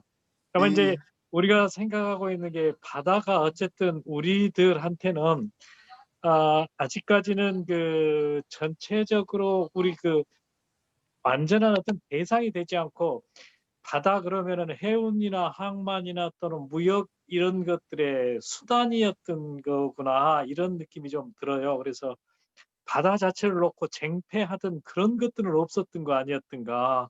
앞으로 우리가 좀 그런 것도 좀 반성을 하고 바다를 활용해서 바다 자체가 하나 삶의 터전이 될 수 있는 그런 방향으로 좀 더 나가야 되겠다 그런 생각을 좀 해봅니다. 우리 여수 광양항은 지금 보면은 지금 여기 해양이나 부산 해양대나 부산에 계신 분들이 너무 많이 들어와 있는데요. 들어와 계시는데요.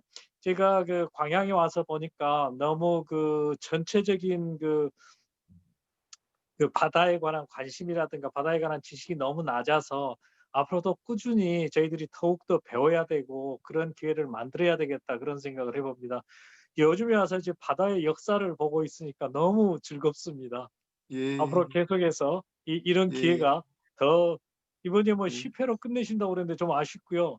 좀 더 크게 넓혀가지고 더 예. 많은 사람이 이런 기회를 가질 수 있도록 예. 좀 더 확장했으면 좋겠어요. 예, 예, 감사합니다. 장관님, 장관님 죄송한데 우리가 보통 11시까지 이렇게 이야기를 하고 합니다. 오늘은 9시 한 45분까지 좀 할 텐데 장관님 한 15분 정도 저희들하고 같이 좀 시간 해주시면 감사하겠습니다. 네, 말씀하세요. 예, 예. 다음은 우리가 인천 항만공사의 이정행 부사장님 들어와 계신데 이정행 사장님, 부사장님.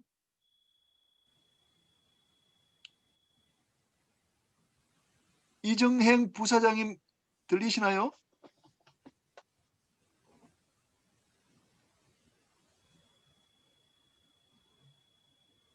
그러시면 좀 기다려보고 김영빈 저 대표님도 아주 송기정 평전도 쓰시고 역사에 아주 관심이 많으신데 김영빈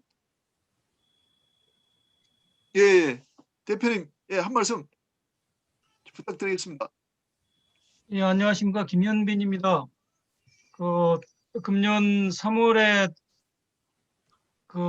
최광식 박사님으로부터 이런 교육을 받을 기회가 있었는데 오늘 다시 뵙게 돼서 굉장히 반갑습니다. 그리고 또 해양 사상에 대해서 많이 말씀을 하시고 또 일본의 사례 같은 것에 대해서도 이제 말씀을 하셨는데 이제 저는 그 해양수산부에 41년간 근무를 했는데 저의 관심사항은 그 국민들에게 해양 사상을 알리는 것이 저의 가장 큰 관심사였습니다. 이제 제가 근데 이제 일본에서는 해양 교육을 엄청나게 중요시하고 있습니다. 그래서 그 도쿄 대학을 중심으로 해서 뭐 해양 교육 얼라이언스도 만들고 그다음에 대학원에서 그 해양 교육을 전문으로 하는 그런 교과서도 예, 발간을 했습니다. 그래서 그걸 또 이제 제가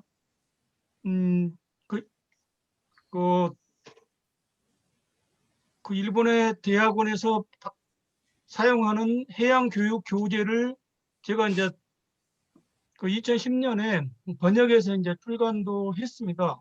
잠깐만 좀 기다려 보십시오. 그 다음에는 우리 고문현 교수님 다음에 좀 말씀해 주십시오.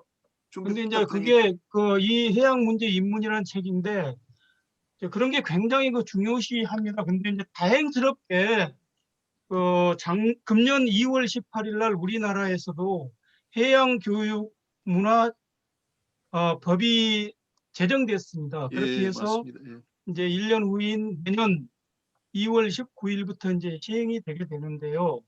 정말로 우리 국민들이 해양 교육을 중요시하고 초등학교에서부터 시작해서 대학원까지 또는 모든 국민들이 그런 그 계기가 되었으면 합니다. 감사합니다. 예, 감사합니다. 다음은 우리 헌법학 대가이신 우리 고문현 교수님. 예.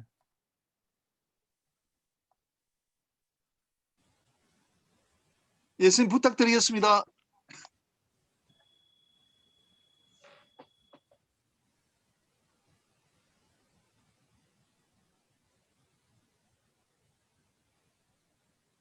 수거가 안 돼 있습니다.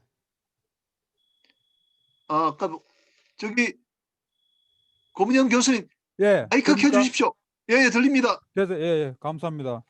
저 존경하는 최광식 장관님의 명특강을 통해서 해양에 대한 이 타임머신을 타고 옛날에 들어갔다가 현대까지 돌아와서 아주 감개무량합니다.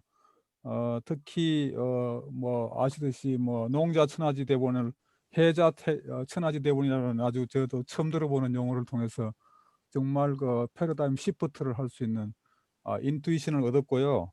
제가 궁금한 거는 삼국유사에 나타난 우리 민족의 해양 지향성에 대해서 잘 강의해 주셨는데 김수로가 그 부인이 뭐 허황옥이라고 해서 결혼했다는데 뭐 인도 얘기하고 하는데 사실 이제 설화도 되고 하지만 언어가 통했을까? 이게 지금 우리 사람끼리 한국 사람끼리 결혼해도 부부싸움이 생기는데 인도의 이 아유타국의 공주하고 한국 사람이 만나면 이게 언어가 뭐 영어가든지 이게 공통 언어가 있는지 사실 제가 생각해가지고 그래도 이렇게 귀한 장관님 강의인데 질문을 하나 해야 되는데 이런 근본적 질문부터 해서 뭔가 찾아가야 흥미를 가지고 그리고 또 많은 사람에게 공감을 얻을 거 아닌가 해서 그 당시에 언어는 뭘 썼을까 그런 것이 좀 궁금했고요. 그 다음에 쌍어문 문양에 대해서 얘기했는데 상당히 뭐 공통된다고 하는데 상당히 제가 보기에는 의미가 있다고 생각하지만 그런 거 한 개 가지고는 상당히 쉽지는 않고 고증 같은 그런 걸 증명할 수 있는 고증이 좀 더 많아야 되는 거 아닌가. 그러면서 또 나중에 그걸 주장하려고 나중에 뒤에 또 갖다 놓을 수도 있거든요.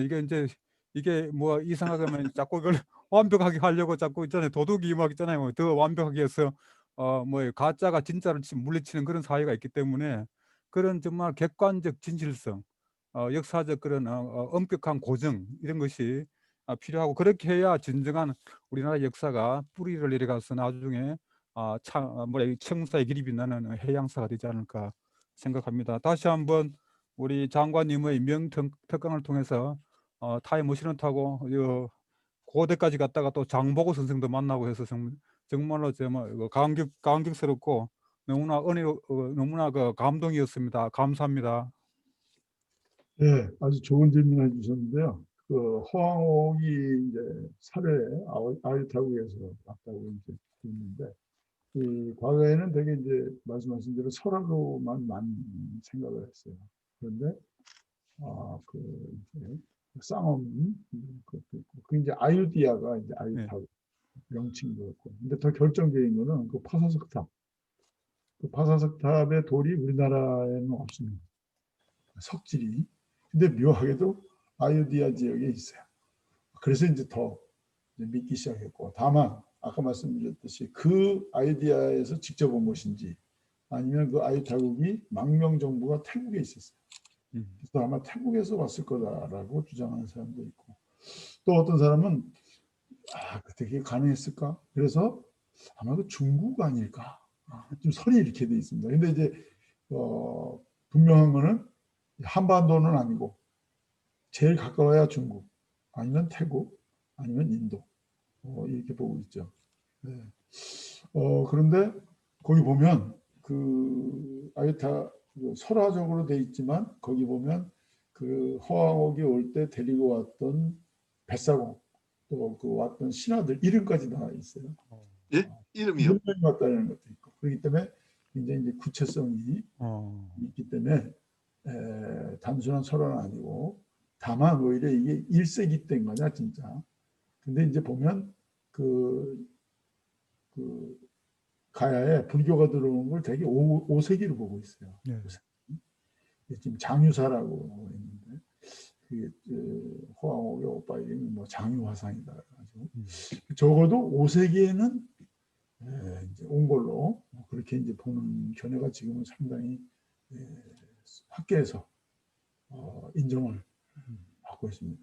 그리고 이제 말이 통했을까 안 했을까, 이게 첫째 저는 보면 이게 우리 후대적 관점이라고 생각해요. 고대인들에게는 이게 중요하지 않았어요. 여러분들이 생각하시는데 지중해를 생각하시면 그리스 사람이 터키 사람하고 결혼하고, 그리스 사람이 이집트 사람하고 결혼하고, 그리스 사람이 로마, 뭐 이태리 이쪽, 거기 바다를 통해서 왔다 갔다 하면서 오히려 그런 언어보다 고대는 오히려 어떻게 보면 그런 관점은 굉장히 우리가 육지, 토지에 긴박된 이런 굉장히 구획하는 이런 관념이 강해서 그렇지, 바다를 통해서는 사실은 뭐 중국이나 일본도 사실 언어는 다른 거죠. 한반도고.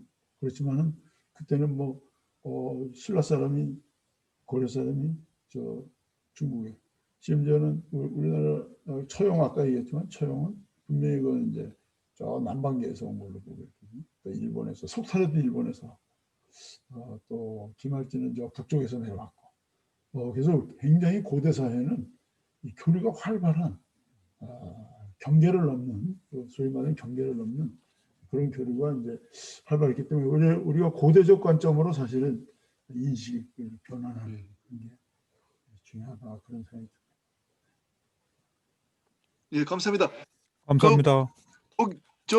고 교수님, 네. 회장님, 네. 아니 저희들이 제일 중요하게 생각하는 건요. 네. 우리가 아까 그 고정 입정 이렇게 말씀하셨지만, 네. 우리가 헌법에다가 네. 해자천하지 대법원 이걸 네. 딱 이렇게 넣어주시면 안 되나요? 예, 그거 제가 헌법 전문에다가. 예, 사명을 가지고 앞으로 지금부터 열심히 운동하겠습니다. 우리 장관님, 제가 장관님의 그 하명을 받고 열심히 운동하겠습니다. 헌법 감사합니다. 전문에다가 바다 사람 최고다고 예. 좀 넣어주십시오. 예, 지금부터 노력하겠습니다. 예. 우리 박수 한번 보내주십시오. 박수. 네. 예, 감사합니다. 네. 다음은 우리 신원수 회장님 지난주에 참 좋은 그 해양 플랜터 말씀해 주셨는데, 혹시 계시면 신원수 회장님 조금 말씀해 주시면 고맙겠습니다. 회장님 지금 망에 계시나요? 예, 있습니다. 아유, 예, 회장님. 예. 일주 만에 뵙게 돼서 반갑습니다. 예, 반갑습니다. 예, 예. 예, 저 최광식 교수님 강의 잘 들었고요. 이제 그 고대에서부터 현대까지 오는 과정에서 이제 그 해양의 중요성하고 우리의 역사적인 이제 활동을 그렇게 정리해 주시는 거를 들으면서 제가 이제 거의 제 인생의 한평생을 바다에서 이제 해양 유전을 개발하면서 살았는데, 그래서 이제 전 세계의 큰 그 유전에 이제 세계적으로 이름난 그런 이제 플랫폼들을 직접 가서 건설하고 하면서 이제 쭉 우리의 이제 역사를 만들어 왔거든요. 현대의 이제 조선하고 해양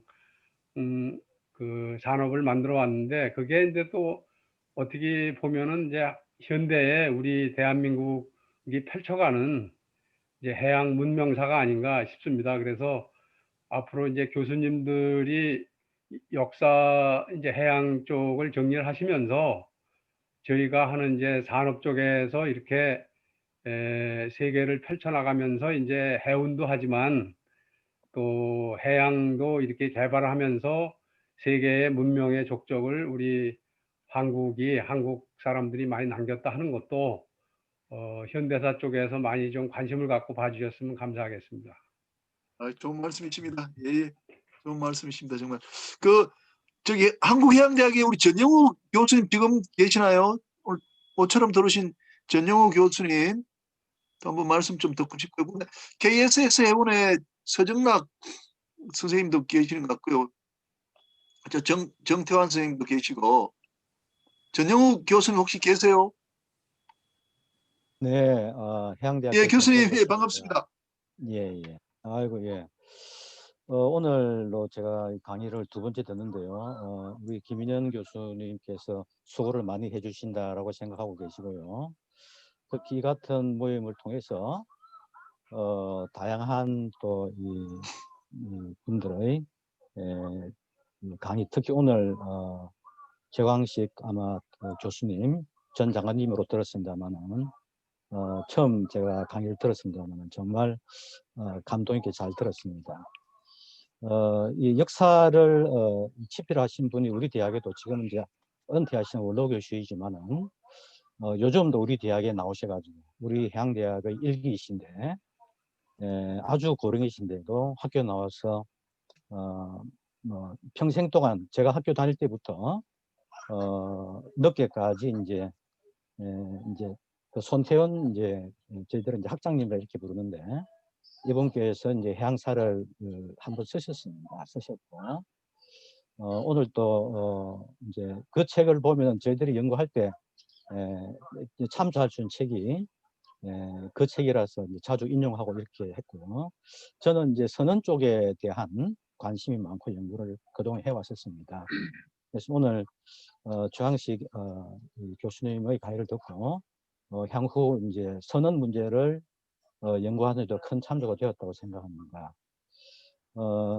우리 대학에도 보면은 최근에 그 역사를 연구하신 분이 여러 명이 계시더라고요. 저는 몰랐는데 저는 이제 대학에 온 지가 얼마 안 됐습니다. 그래서 살펴보니까 몇 분이 계시던데 우리 대학에 오셔서 해양에 대한 여러 가지 또 역사를 연구를 하고 계시기 때문에 문득 이런 생각이 들었습니다.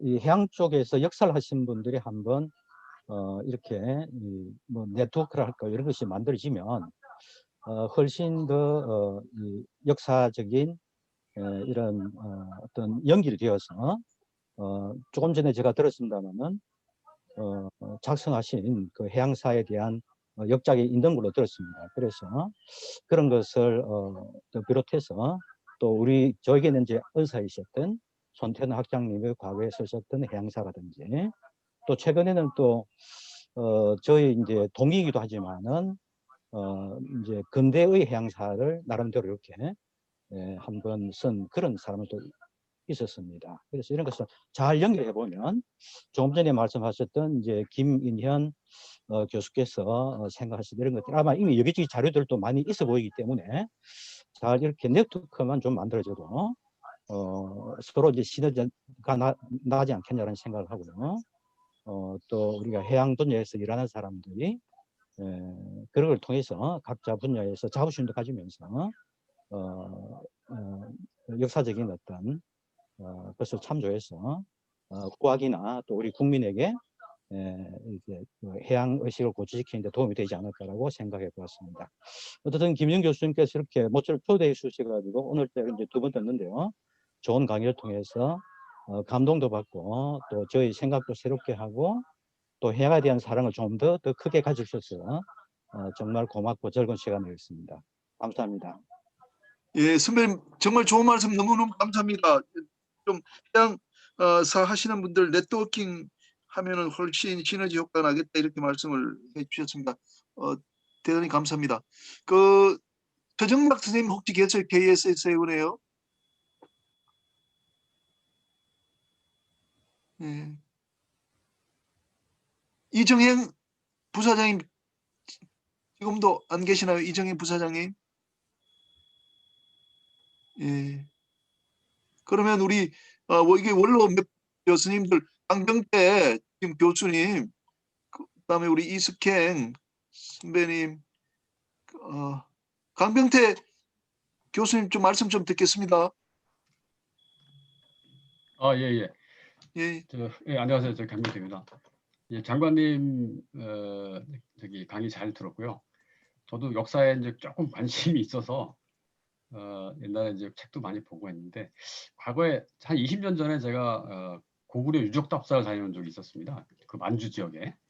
그래서 이제 뭐 국내성도 가보고 광개토대왕비도 가보고 또 저는 특히 이제 그 감동을 받았던 게 그 5호분 6회로인가요? 거기 가보면 이제 그 고구려 벽화가 있지 않습니까? 우리 이제 고등학교 역사 교과서에 나오는 벽화를 실제로 눈으로 보고 거의 그 눈물을 흘릴 정도로 감동을 받았는데 그 고구려의 위대한 역사를 그때 가서 보고 이제 굉장히 많이 깨달았거든요.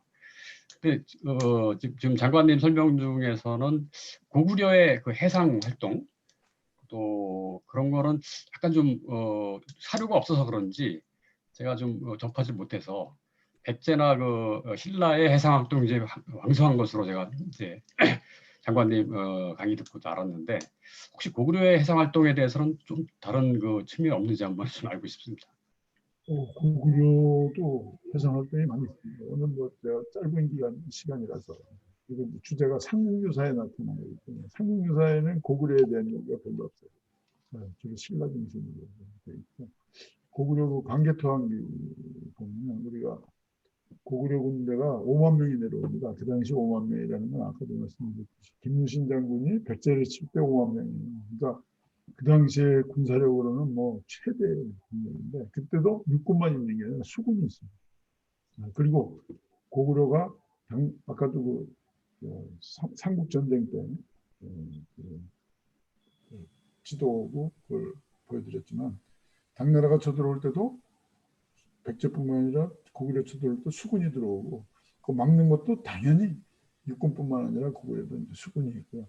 그다음에 이제 일본에 이제 사신을 보내고 이런 거라든지 그래서 고구려도 사실 수군이 만만치 않고 특히 고구려와 수나라나 당나라 충북 세력과 교류를 하든 평화 시기든 전쟁 시기든 바다를 통해서 많이 이루어지거든요. 그러니까 해상 활동이 상당히 이루어지죠. 김춘추가 당나라하고 수교하기 위해서 사신으로 왔다 갔다 할 때 그 김춘추가 죽을 뻔했어요. 왜 죽을 뻔했냐면 고구려 사람들한테 고구려 수군한테 잡힐까 봐. 근데 그때 딴 사람이 오히려 그 김춘추 행세를 해가지고 잡히고 김춘추가 이제 당합니다. 그런 거 보면 이 황해를 고구려가 굉장히 중요시하고 감시를 철저히 했다는 걸 알 수 있습니다. 알겠습니다. 고맙습니다. 예, 그 한기철 도수사님 혹시 계세요? 예, 한기철입니다. 현재 지금 야간 도선 중인데요. 지금 올라왔다가 좀 시간이 돼가지고 배 브릿지에서 지금 잠깐 청취하고 있습니다. 반갑습니다. 지금 저 선박 위에 계시나요? 예, 그렇습니다. 아이고 그러시구나. 아이고 귀한 장면 우리 지금 저 보여주시네. 브릿지에서 잠깐 같이 듣고 있습니다. 예, 아야 우리 지금 저 하시는 걸 배 위에서 배가 크기는 얼마나 됩니까? 예, 지금 저 장검상선 빼고요. 4만 1,000톤짜리 배입니다. 야, 예, 반갑습니다. 한 선생님 좀 한 말씀 해주십시오. 김 교수님 다시 한번 말씀해 주세요. 우리 저기 오늘 최강식 그 장관님 좋은 강의도 듣고 가셨는데 좀 한 말씀 해주십시오. 지금 저기 제가 방금 오늘 저녁부터 지금 벌써 저 5척째 도선인데요. 지금 막 브릿지 도착해서 지금 그러시구나. 오늘 시켰거든요. 전영우 교수님 잠시 뒤에 지금 말씀 듣고 화면 바뀌어서 제가 죄송한데 앞에 내용은 지금 청취를 못했습니다. 예. 그 지난번에 그 최강식 장관님 최고위 과정에서 강의 들으셨지 않습니까? 예, 맞습니다. 예. 반갑습니다. 지금 예. 제가 또 저기 잠시 있으면 저 출항 준비 좀 해가지고요. 오늘은 좀 청취가 좀 곤란할 것 같고, 요거는 나중에 녹화 올려주시면 그때 제가 다시 좀 한가한 시간 갖고 청취하도록 하겠습니다. 감사합니다. 네, 감사합니다. 예. 아까 이스캔 그 우리 사장님 네네네. 말씀하셨나요? 이스캔 예, 사장님? 최강식 장관님, 감사드립니다. 저는 그 산동반도 거기에 그 석도에 법화원이 있고 법화원 안에 사실 이제 장보고 그 사당이 모셔져 있지 않습니까? 거기를 저는 여러 번 갔었거든요. 갔는데 그 당시 이제 들은 얘기 그 안에 전부 한자로 쓰여 있으니까 자세한 건 모르겠고 여기 보니까 중국 사람들은 장보고를 이제 우리 지금 그 어떤 군 직급 체계로 하면 하사관 정도로 이렇게 생각을 하더라고요. 그래서 정말 그게 맞는 건지 그건 모르겠습니다. 그리고 또 한 가지는 지금 아마 장보고 재단이 저기 동원의 그 김재철 회장님이 지금 이끄시는 걸로 알고 있는데 사실은 수산 쪽에 계신 분이 그걸 이끌고 있단 말이에요. 그게 저는 못내 좀 아쉽거든요. 사실은 장보고 하면 우리 해운 쪽 이쪽 이 분야에 계신 분이 사실 그런 걸 주도를 좀 해야 되는 게 아닌가. 그러니까 지금이라도 사실 선주협회나 또는 우리 여기 임상현 회장님 나오시는데 좀 도전자협회에서도 좀 관심을 갖고 사실 그 김재철 회장님 혼자서 굉장히 고군분투하고 있는 걸 알고 있어요. 왜 제가 그걸 알고 있냐면 사실 그 이순신 포럼을 그 사단법인 이순신 포럼을 운영하신 분이 여성분인데 이부경 사장님이 계시거든요. 그분을 이 김재철 회장님이 한번 부르셔가지고 이 장보고 재단법인을 좀 같이 운영을 해달라 이런 부탁을 하셨다는 거예요. 그 얘기는 지금 이게 누군가가 그걸 좀 후계로 해서 그걸 이어받아서 좀 발전을 시켜야 되는데 참 안타까운 지금 상황인 것 같습니다. 그래서 지금 오늘 이 장보고에 대한 얘기가 나왔는데 좀 이런 부분도 좀 논의가 됐으면 좋겠습니다. 네, 이상입니다.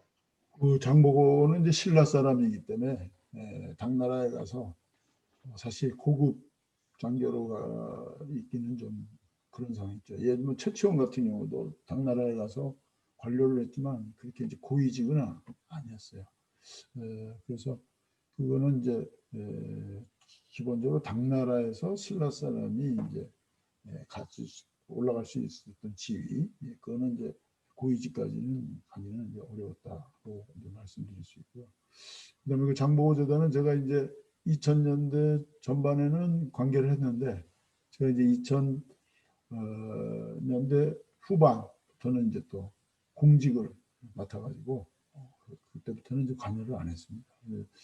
그래서 요즘은 제가 이제 그 다음에 저한테도 연락도 없었고 그래서 전혀 어떻게 돼가고 있는지 잘 모르겠고 사실 그 김재철 회장님께서 그런 해양 장보고 문화재단에서 했기 때문에 처음에는 그 자료지 뭐 해가지고 그래서 아까 그 이진환 교수님 말씀드린 대로 제가 그때 해양 관련된 사료집도 만들었고 무역사 책도 만들고 이제 그러다가 2003년에 중국 고구려사회국 대책위원장을 제가 맡았어요. 동북공정을 할 때. 그래서 이제 그 다음부터 제가 그쪽에 이제 하면서 사실 그 이후부터는 이제 장보고재단하고는 별로 교류도 없었고 또 그 연락도 없어서 사실 저는 지금은 어떻게 돼가고 있는지 사실 잘 모르고 있는데 지금 말씀 들으니까 하여튼 그것이 옛날처럼 그렇게 활성화되고 있지 못하다는 그런 인상은 있고 그걸 잘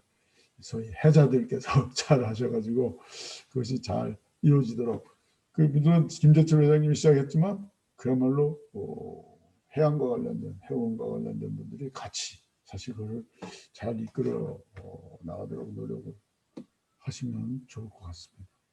예, 감사합니다. 저기 오늘 그 동해 바닷가에서도 또 한 분이 돌아 계십니다. 우리 저 권태주 사장님 좀 계시는데 좀 말씀 좀 부탁드립니다.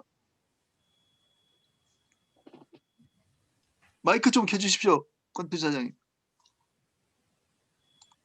예, 아주 반갑습니다. 제 김인영 교수하고 그 고등학교 친구인데요. 아니 저는 이렇게 참 유명하신 분들하고 이렇게 자리를 참석했다는 자체가 영광입니다. 그리고 우리나라 그 해양수산 분야에 여러 그 지금까지 침체됐던 그런 분들이 그 내용들이 이 기회를 통해서 우리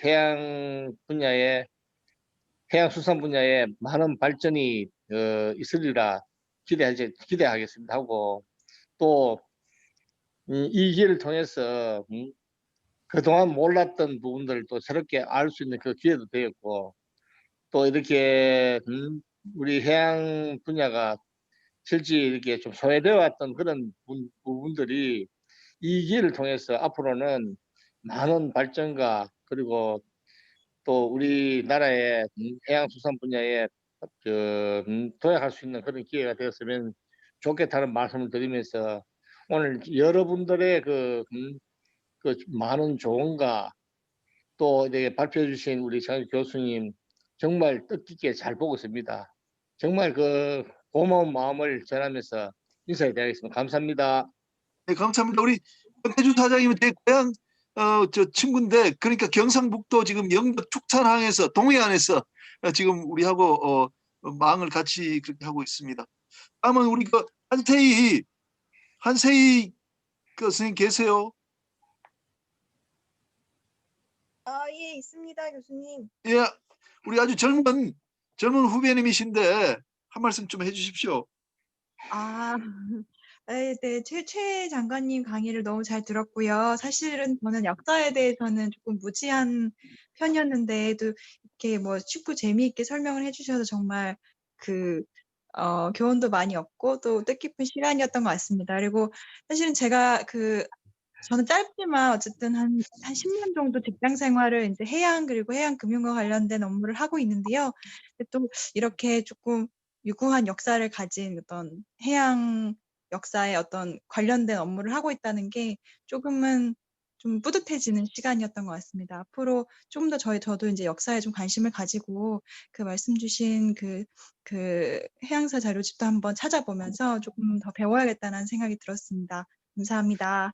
예, 이렇게 하겠습니다. 이제 시간이 많이 돼가지고 마지막은 우리 임창현 그 회장님이 해주시면 될 것 같고요. 그 사이에 또 지금 말씀하실 분들이 계시면은 좀 말씀하시면 될 것 같습니다. 마지막은 임창현 회장님께서 하시도록 하고요. 그 정태환 선생님 좀 계시면 좀 말씀하시겠습니까? 이재근 사장님도 돌아 계시네요. 뭐처럼 정태환 선생님. 예, 안녕하십니까. 예. 그리소. 목소리를 좀 크게 해주십시오. 네, 알겠습니다. 예, 성과형 플러스 공장입니다. 오늘 귀한 강의 너무 감사드립니다. 오늘 재미있고 유익하게 얘기 잘 들었고요. 앞으로 이런 기회가 자주 있었으면 합니다. 너무 감사합니다. 예, 감사합니다. 이재근 사장님.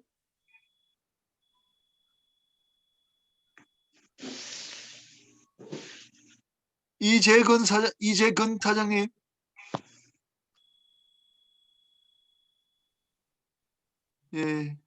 혹시 이종덕 그 부장님하고 이영균 연구교수 말씀하실 거 있으세요?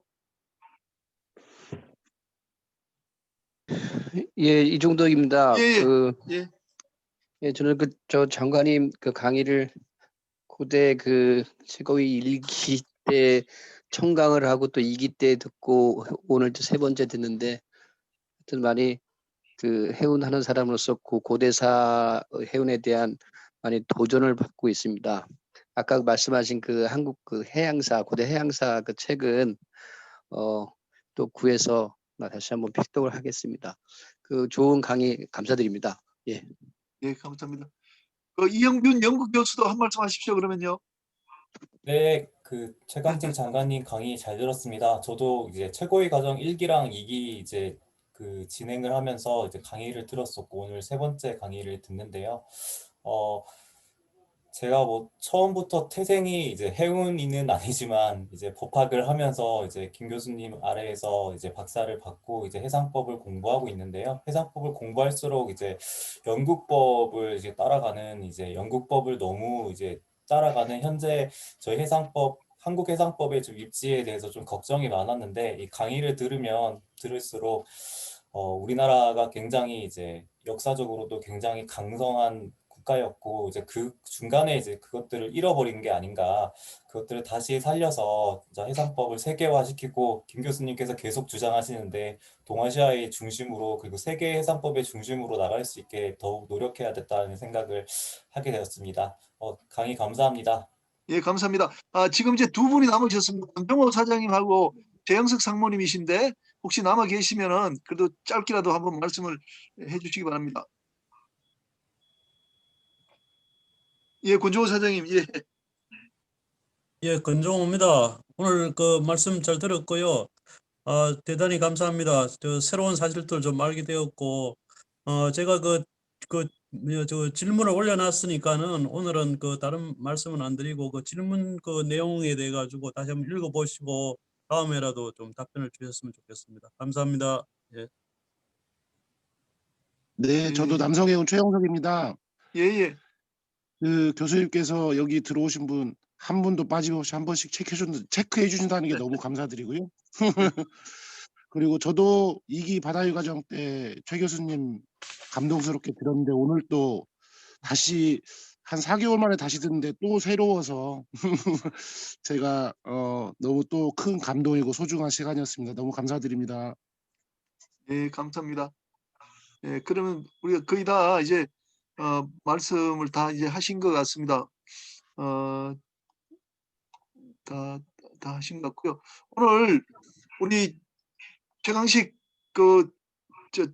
장관님 우리 명예 교수님이신데 제가 정말 너무 존경하는 교수님이십니다. 오늘 제가 급하게 전화 드렸는데도 사실은 다음 주에 강의하신다고 그러셨는데 불편하다고. 근데 제가 막 오늘 꼭 해주십시오 해서 이렇게 강의를 해주셨습니다. 많은 분들이 감동을 받으신 것 같습니다. 특히 오늘 우리가 성과가 있었던 게 해자천하지 대본을 우리 공연 헌법학교 회장님께서 헌법에 넣도록 노력해 주신다 하니까 우리 오늘 최대의 성과가 아닌가 싶습니다. 우리 교수님께서 항상 주장하시는 해자천하지 대본이 이제 드디어 꽃을 피우게 될 것 같습니다. 예, 여러분 대단히 오늘 수고 많으셨고요. 다음에 10회에 또 한번 그렇게 뵙도록 하고요. 제 생각에는 이제 10회까지 하고 우리가 그 다음부터는 좀 책을 모아가지고 한 달에 한 번 정도 이렇게 하도록 그렇게 하겠습니다. 오늘 늦게까지 여러분 대단히 수고 많으셨습니다. 오늘 제가 학교 그 로스쿨 관계 때문에 권호인 사장님이 또 대신 사회에 또 봐주셨고 조금 미숙한 점이 있었습니다. 대단히 송구합니다.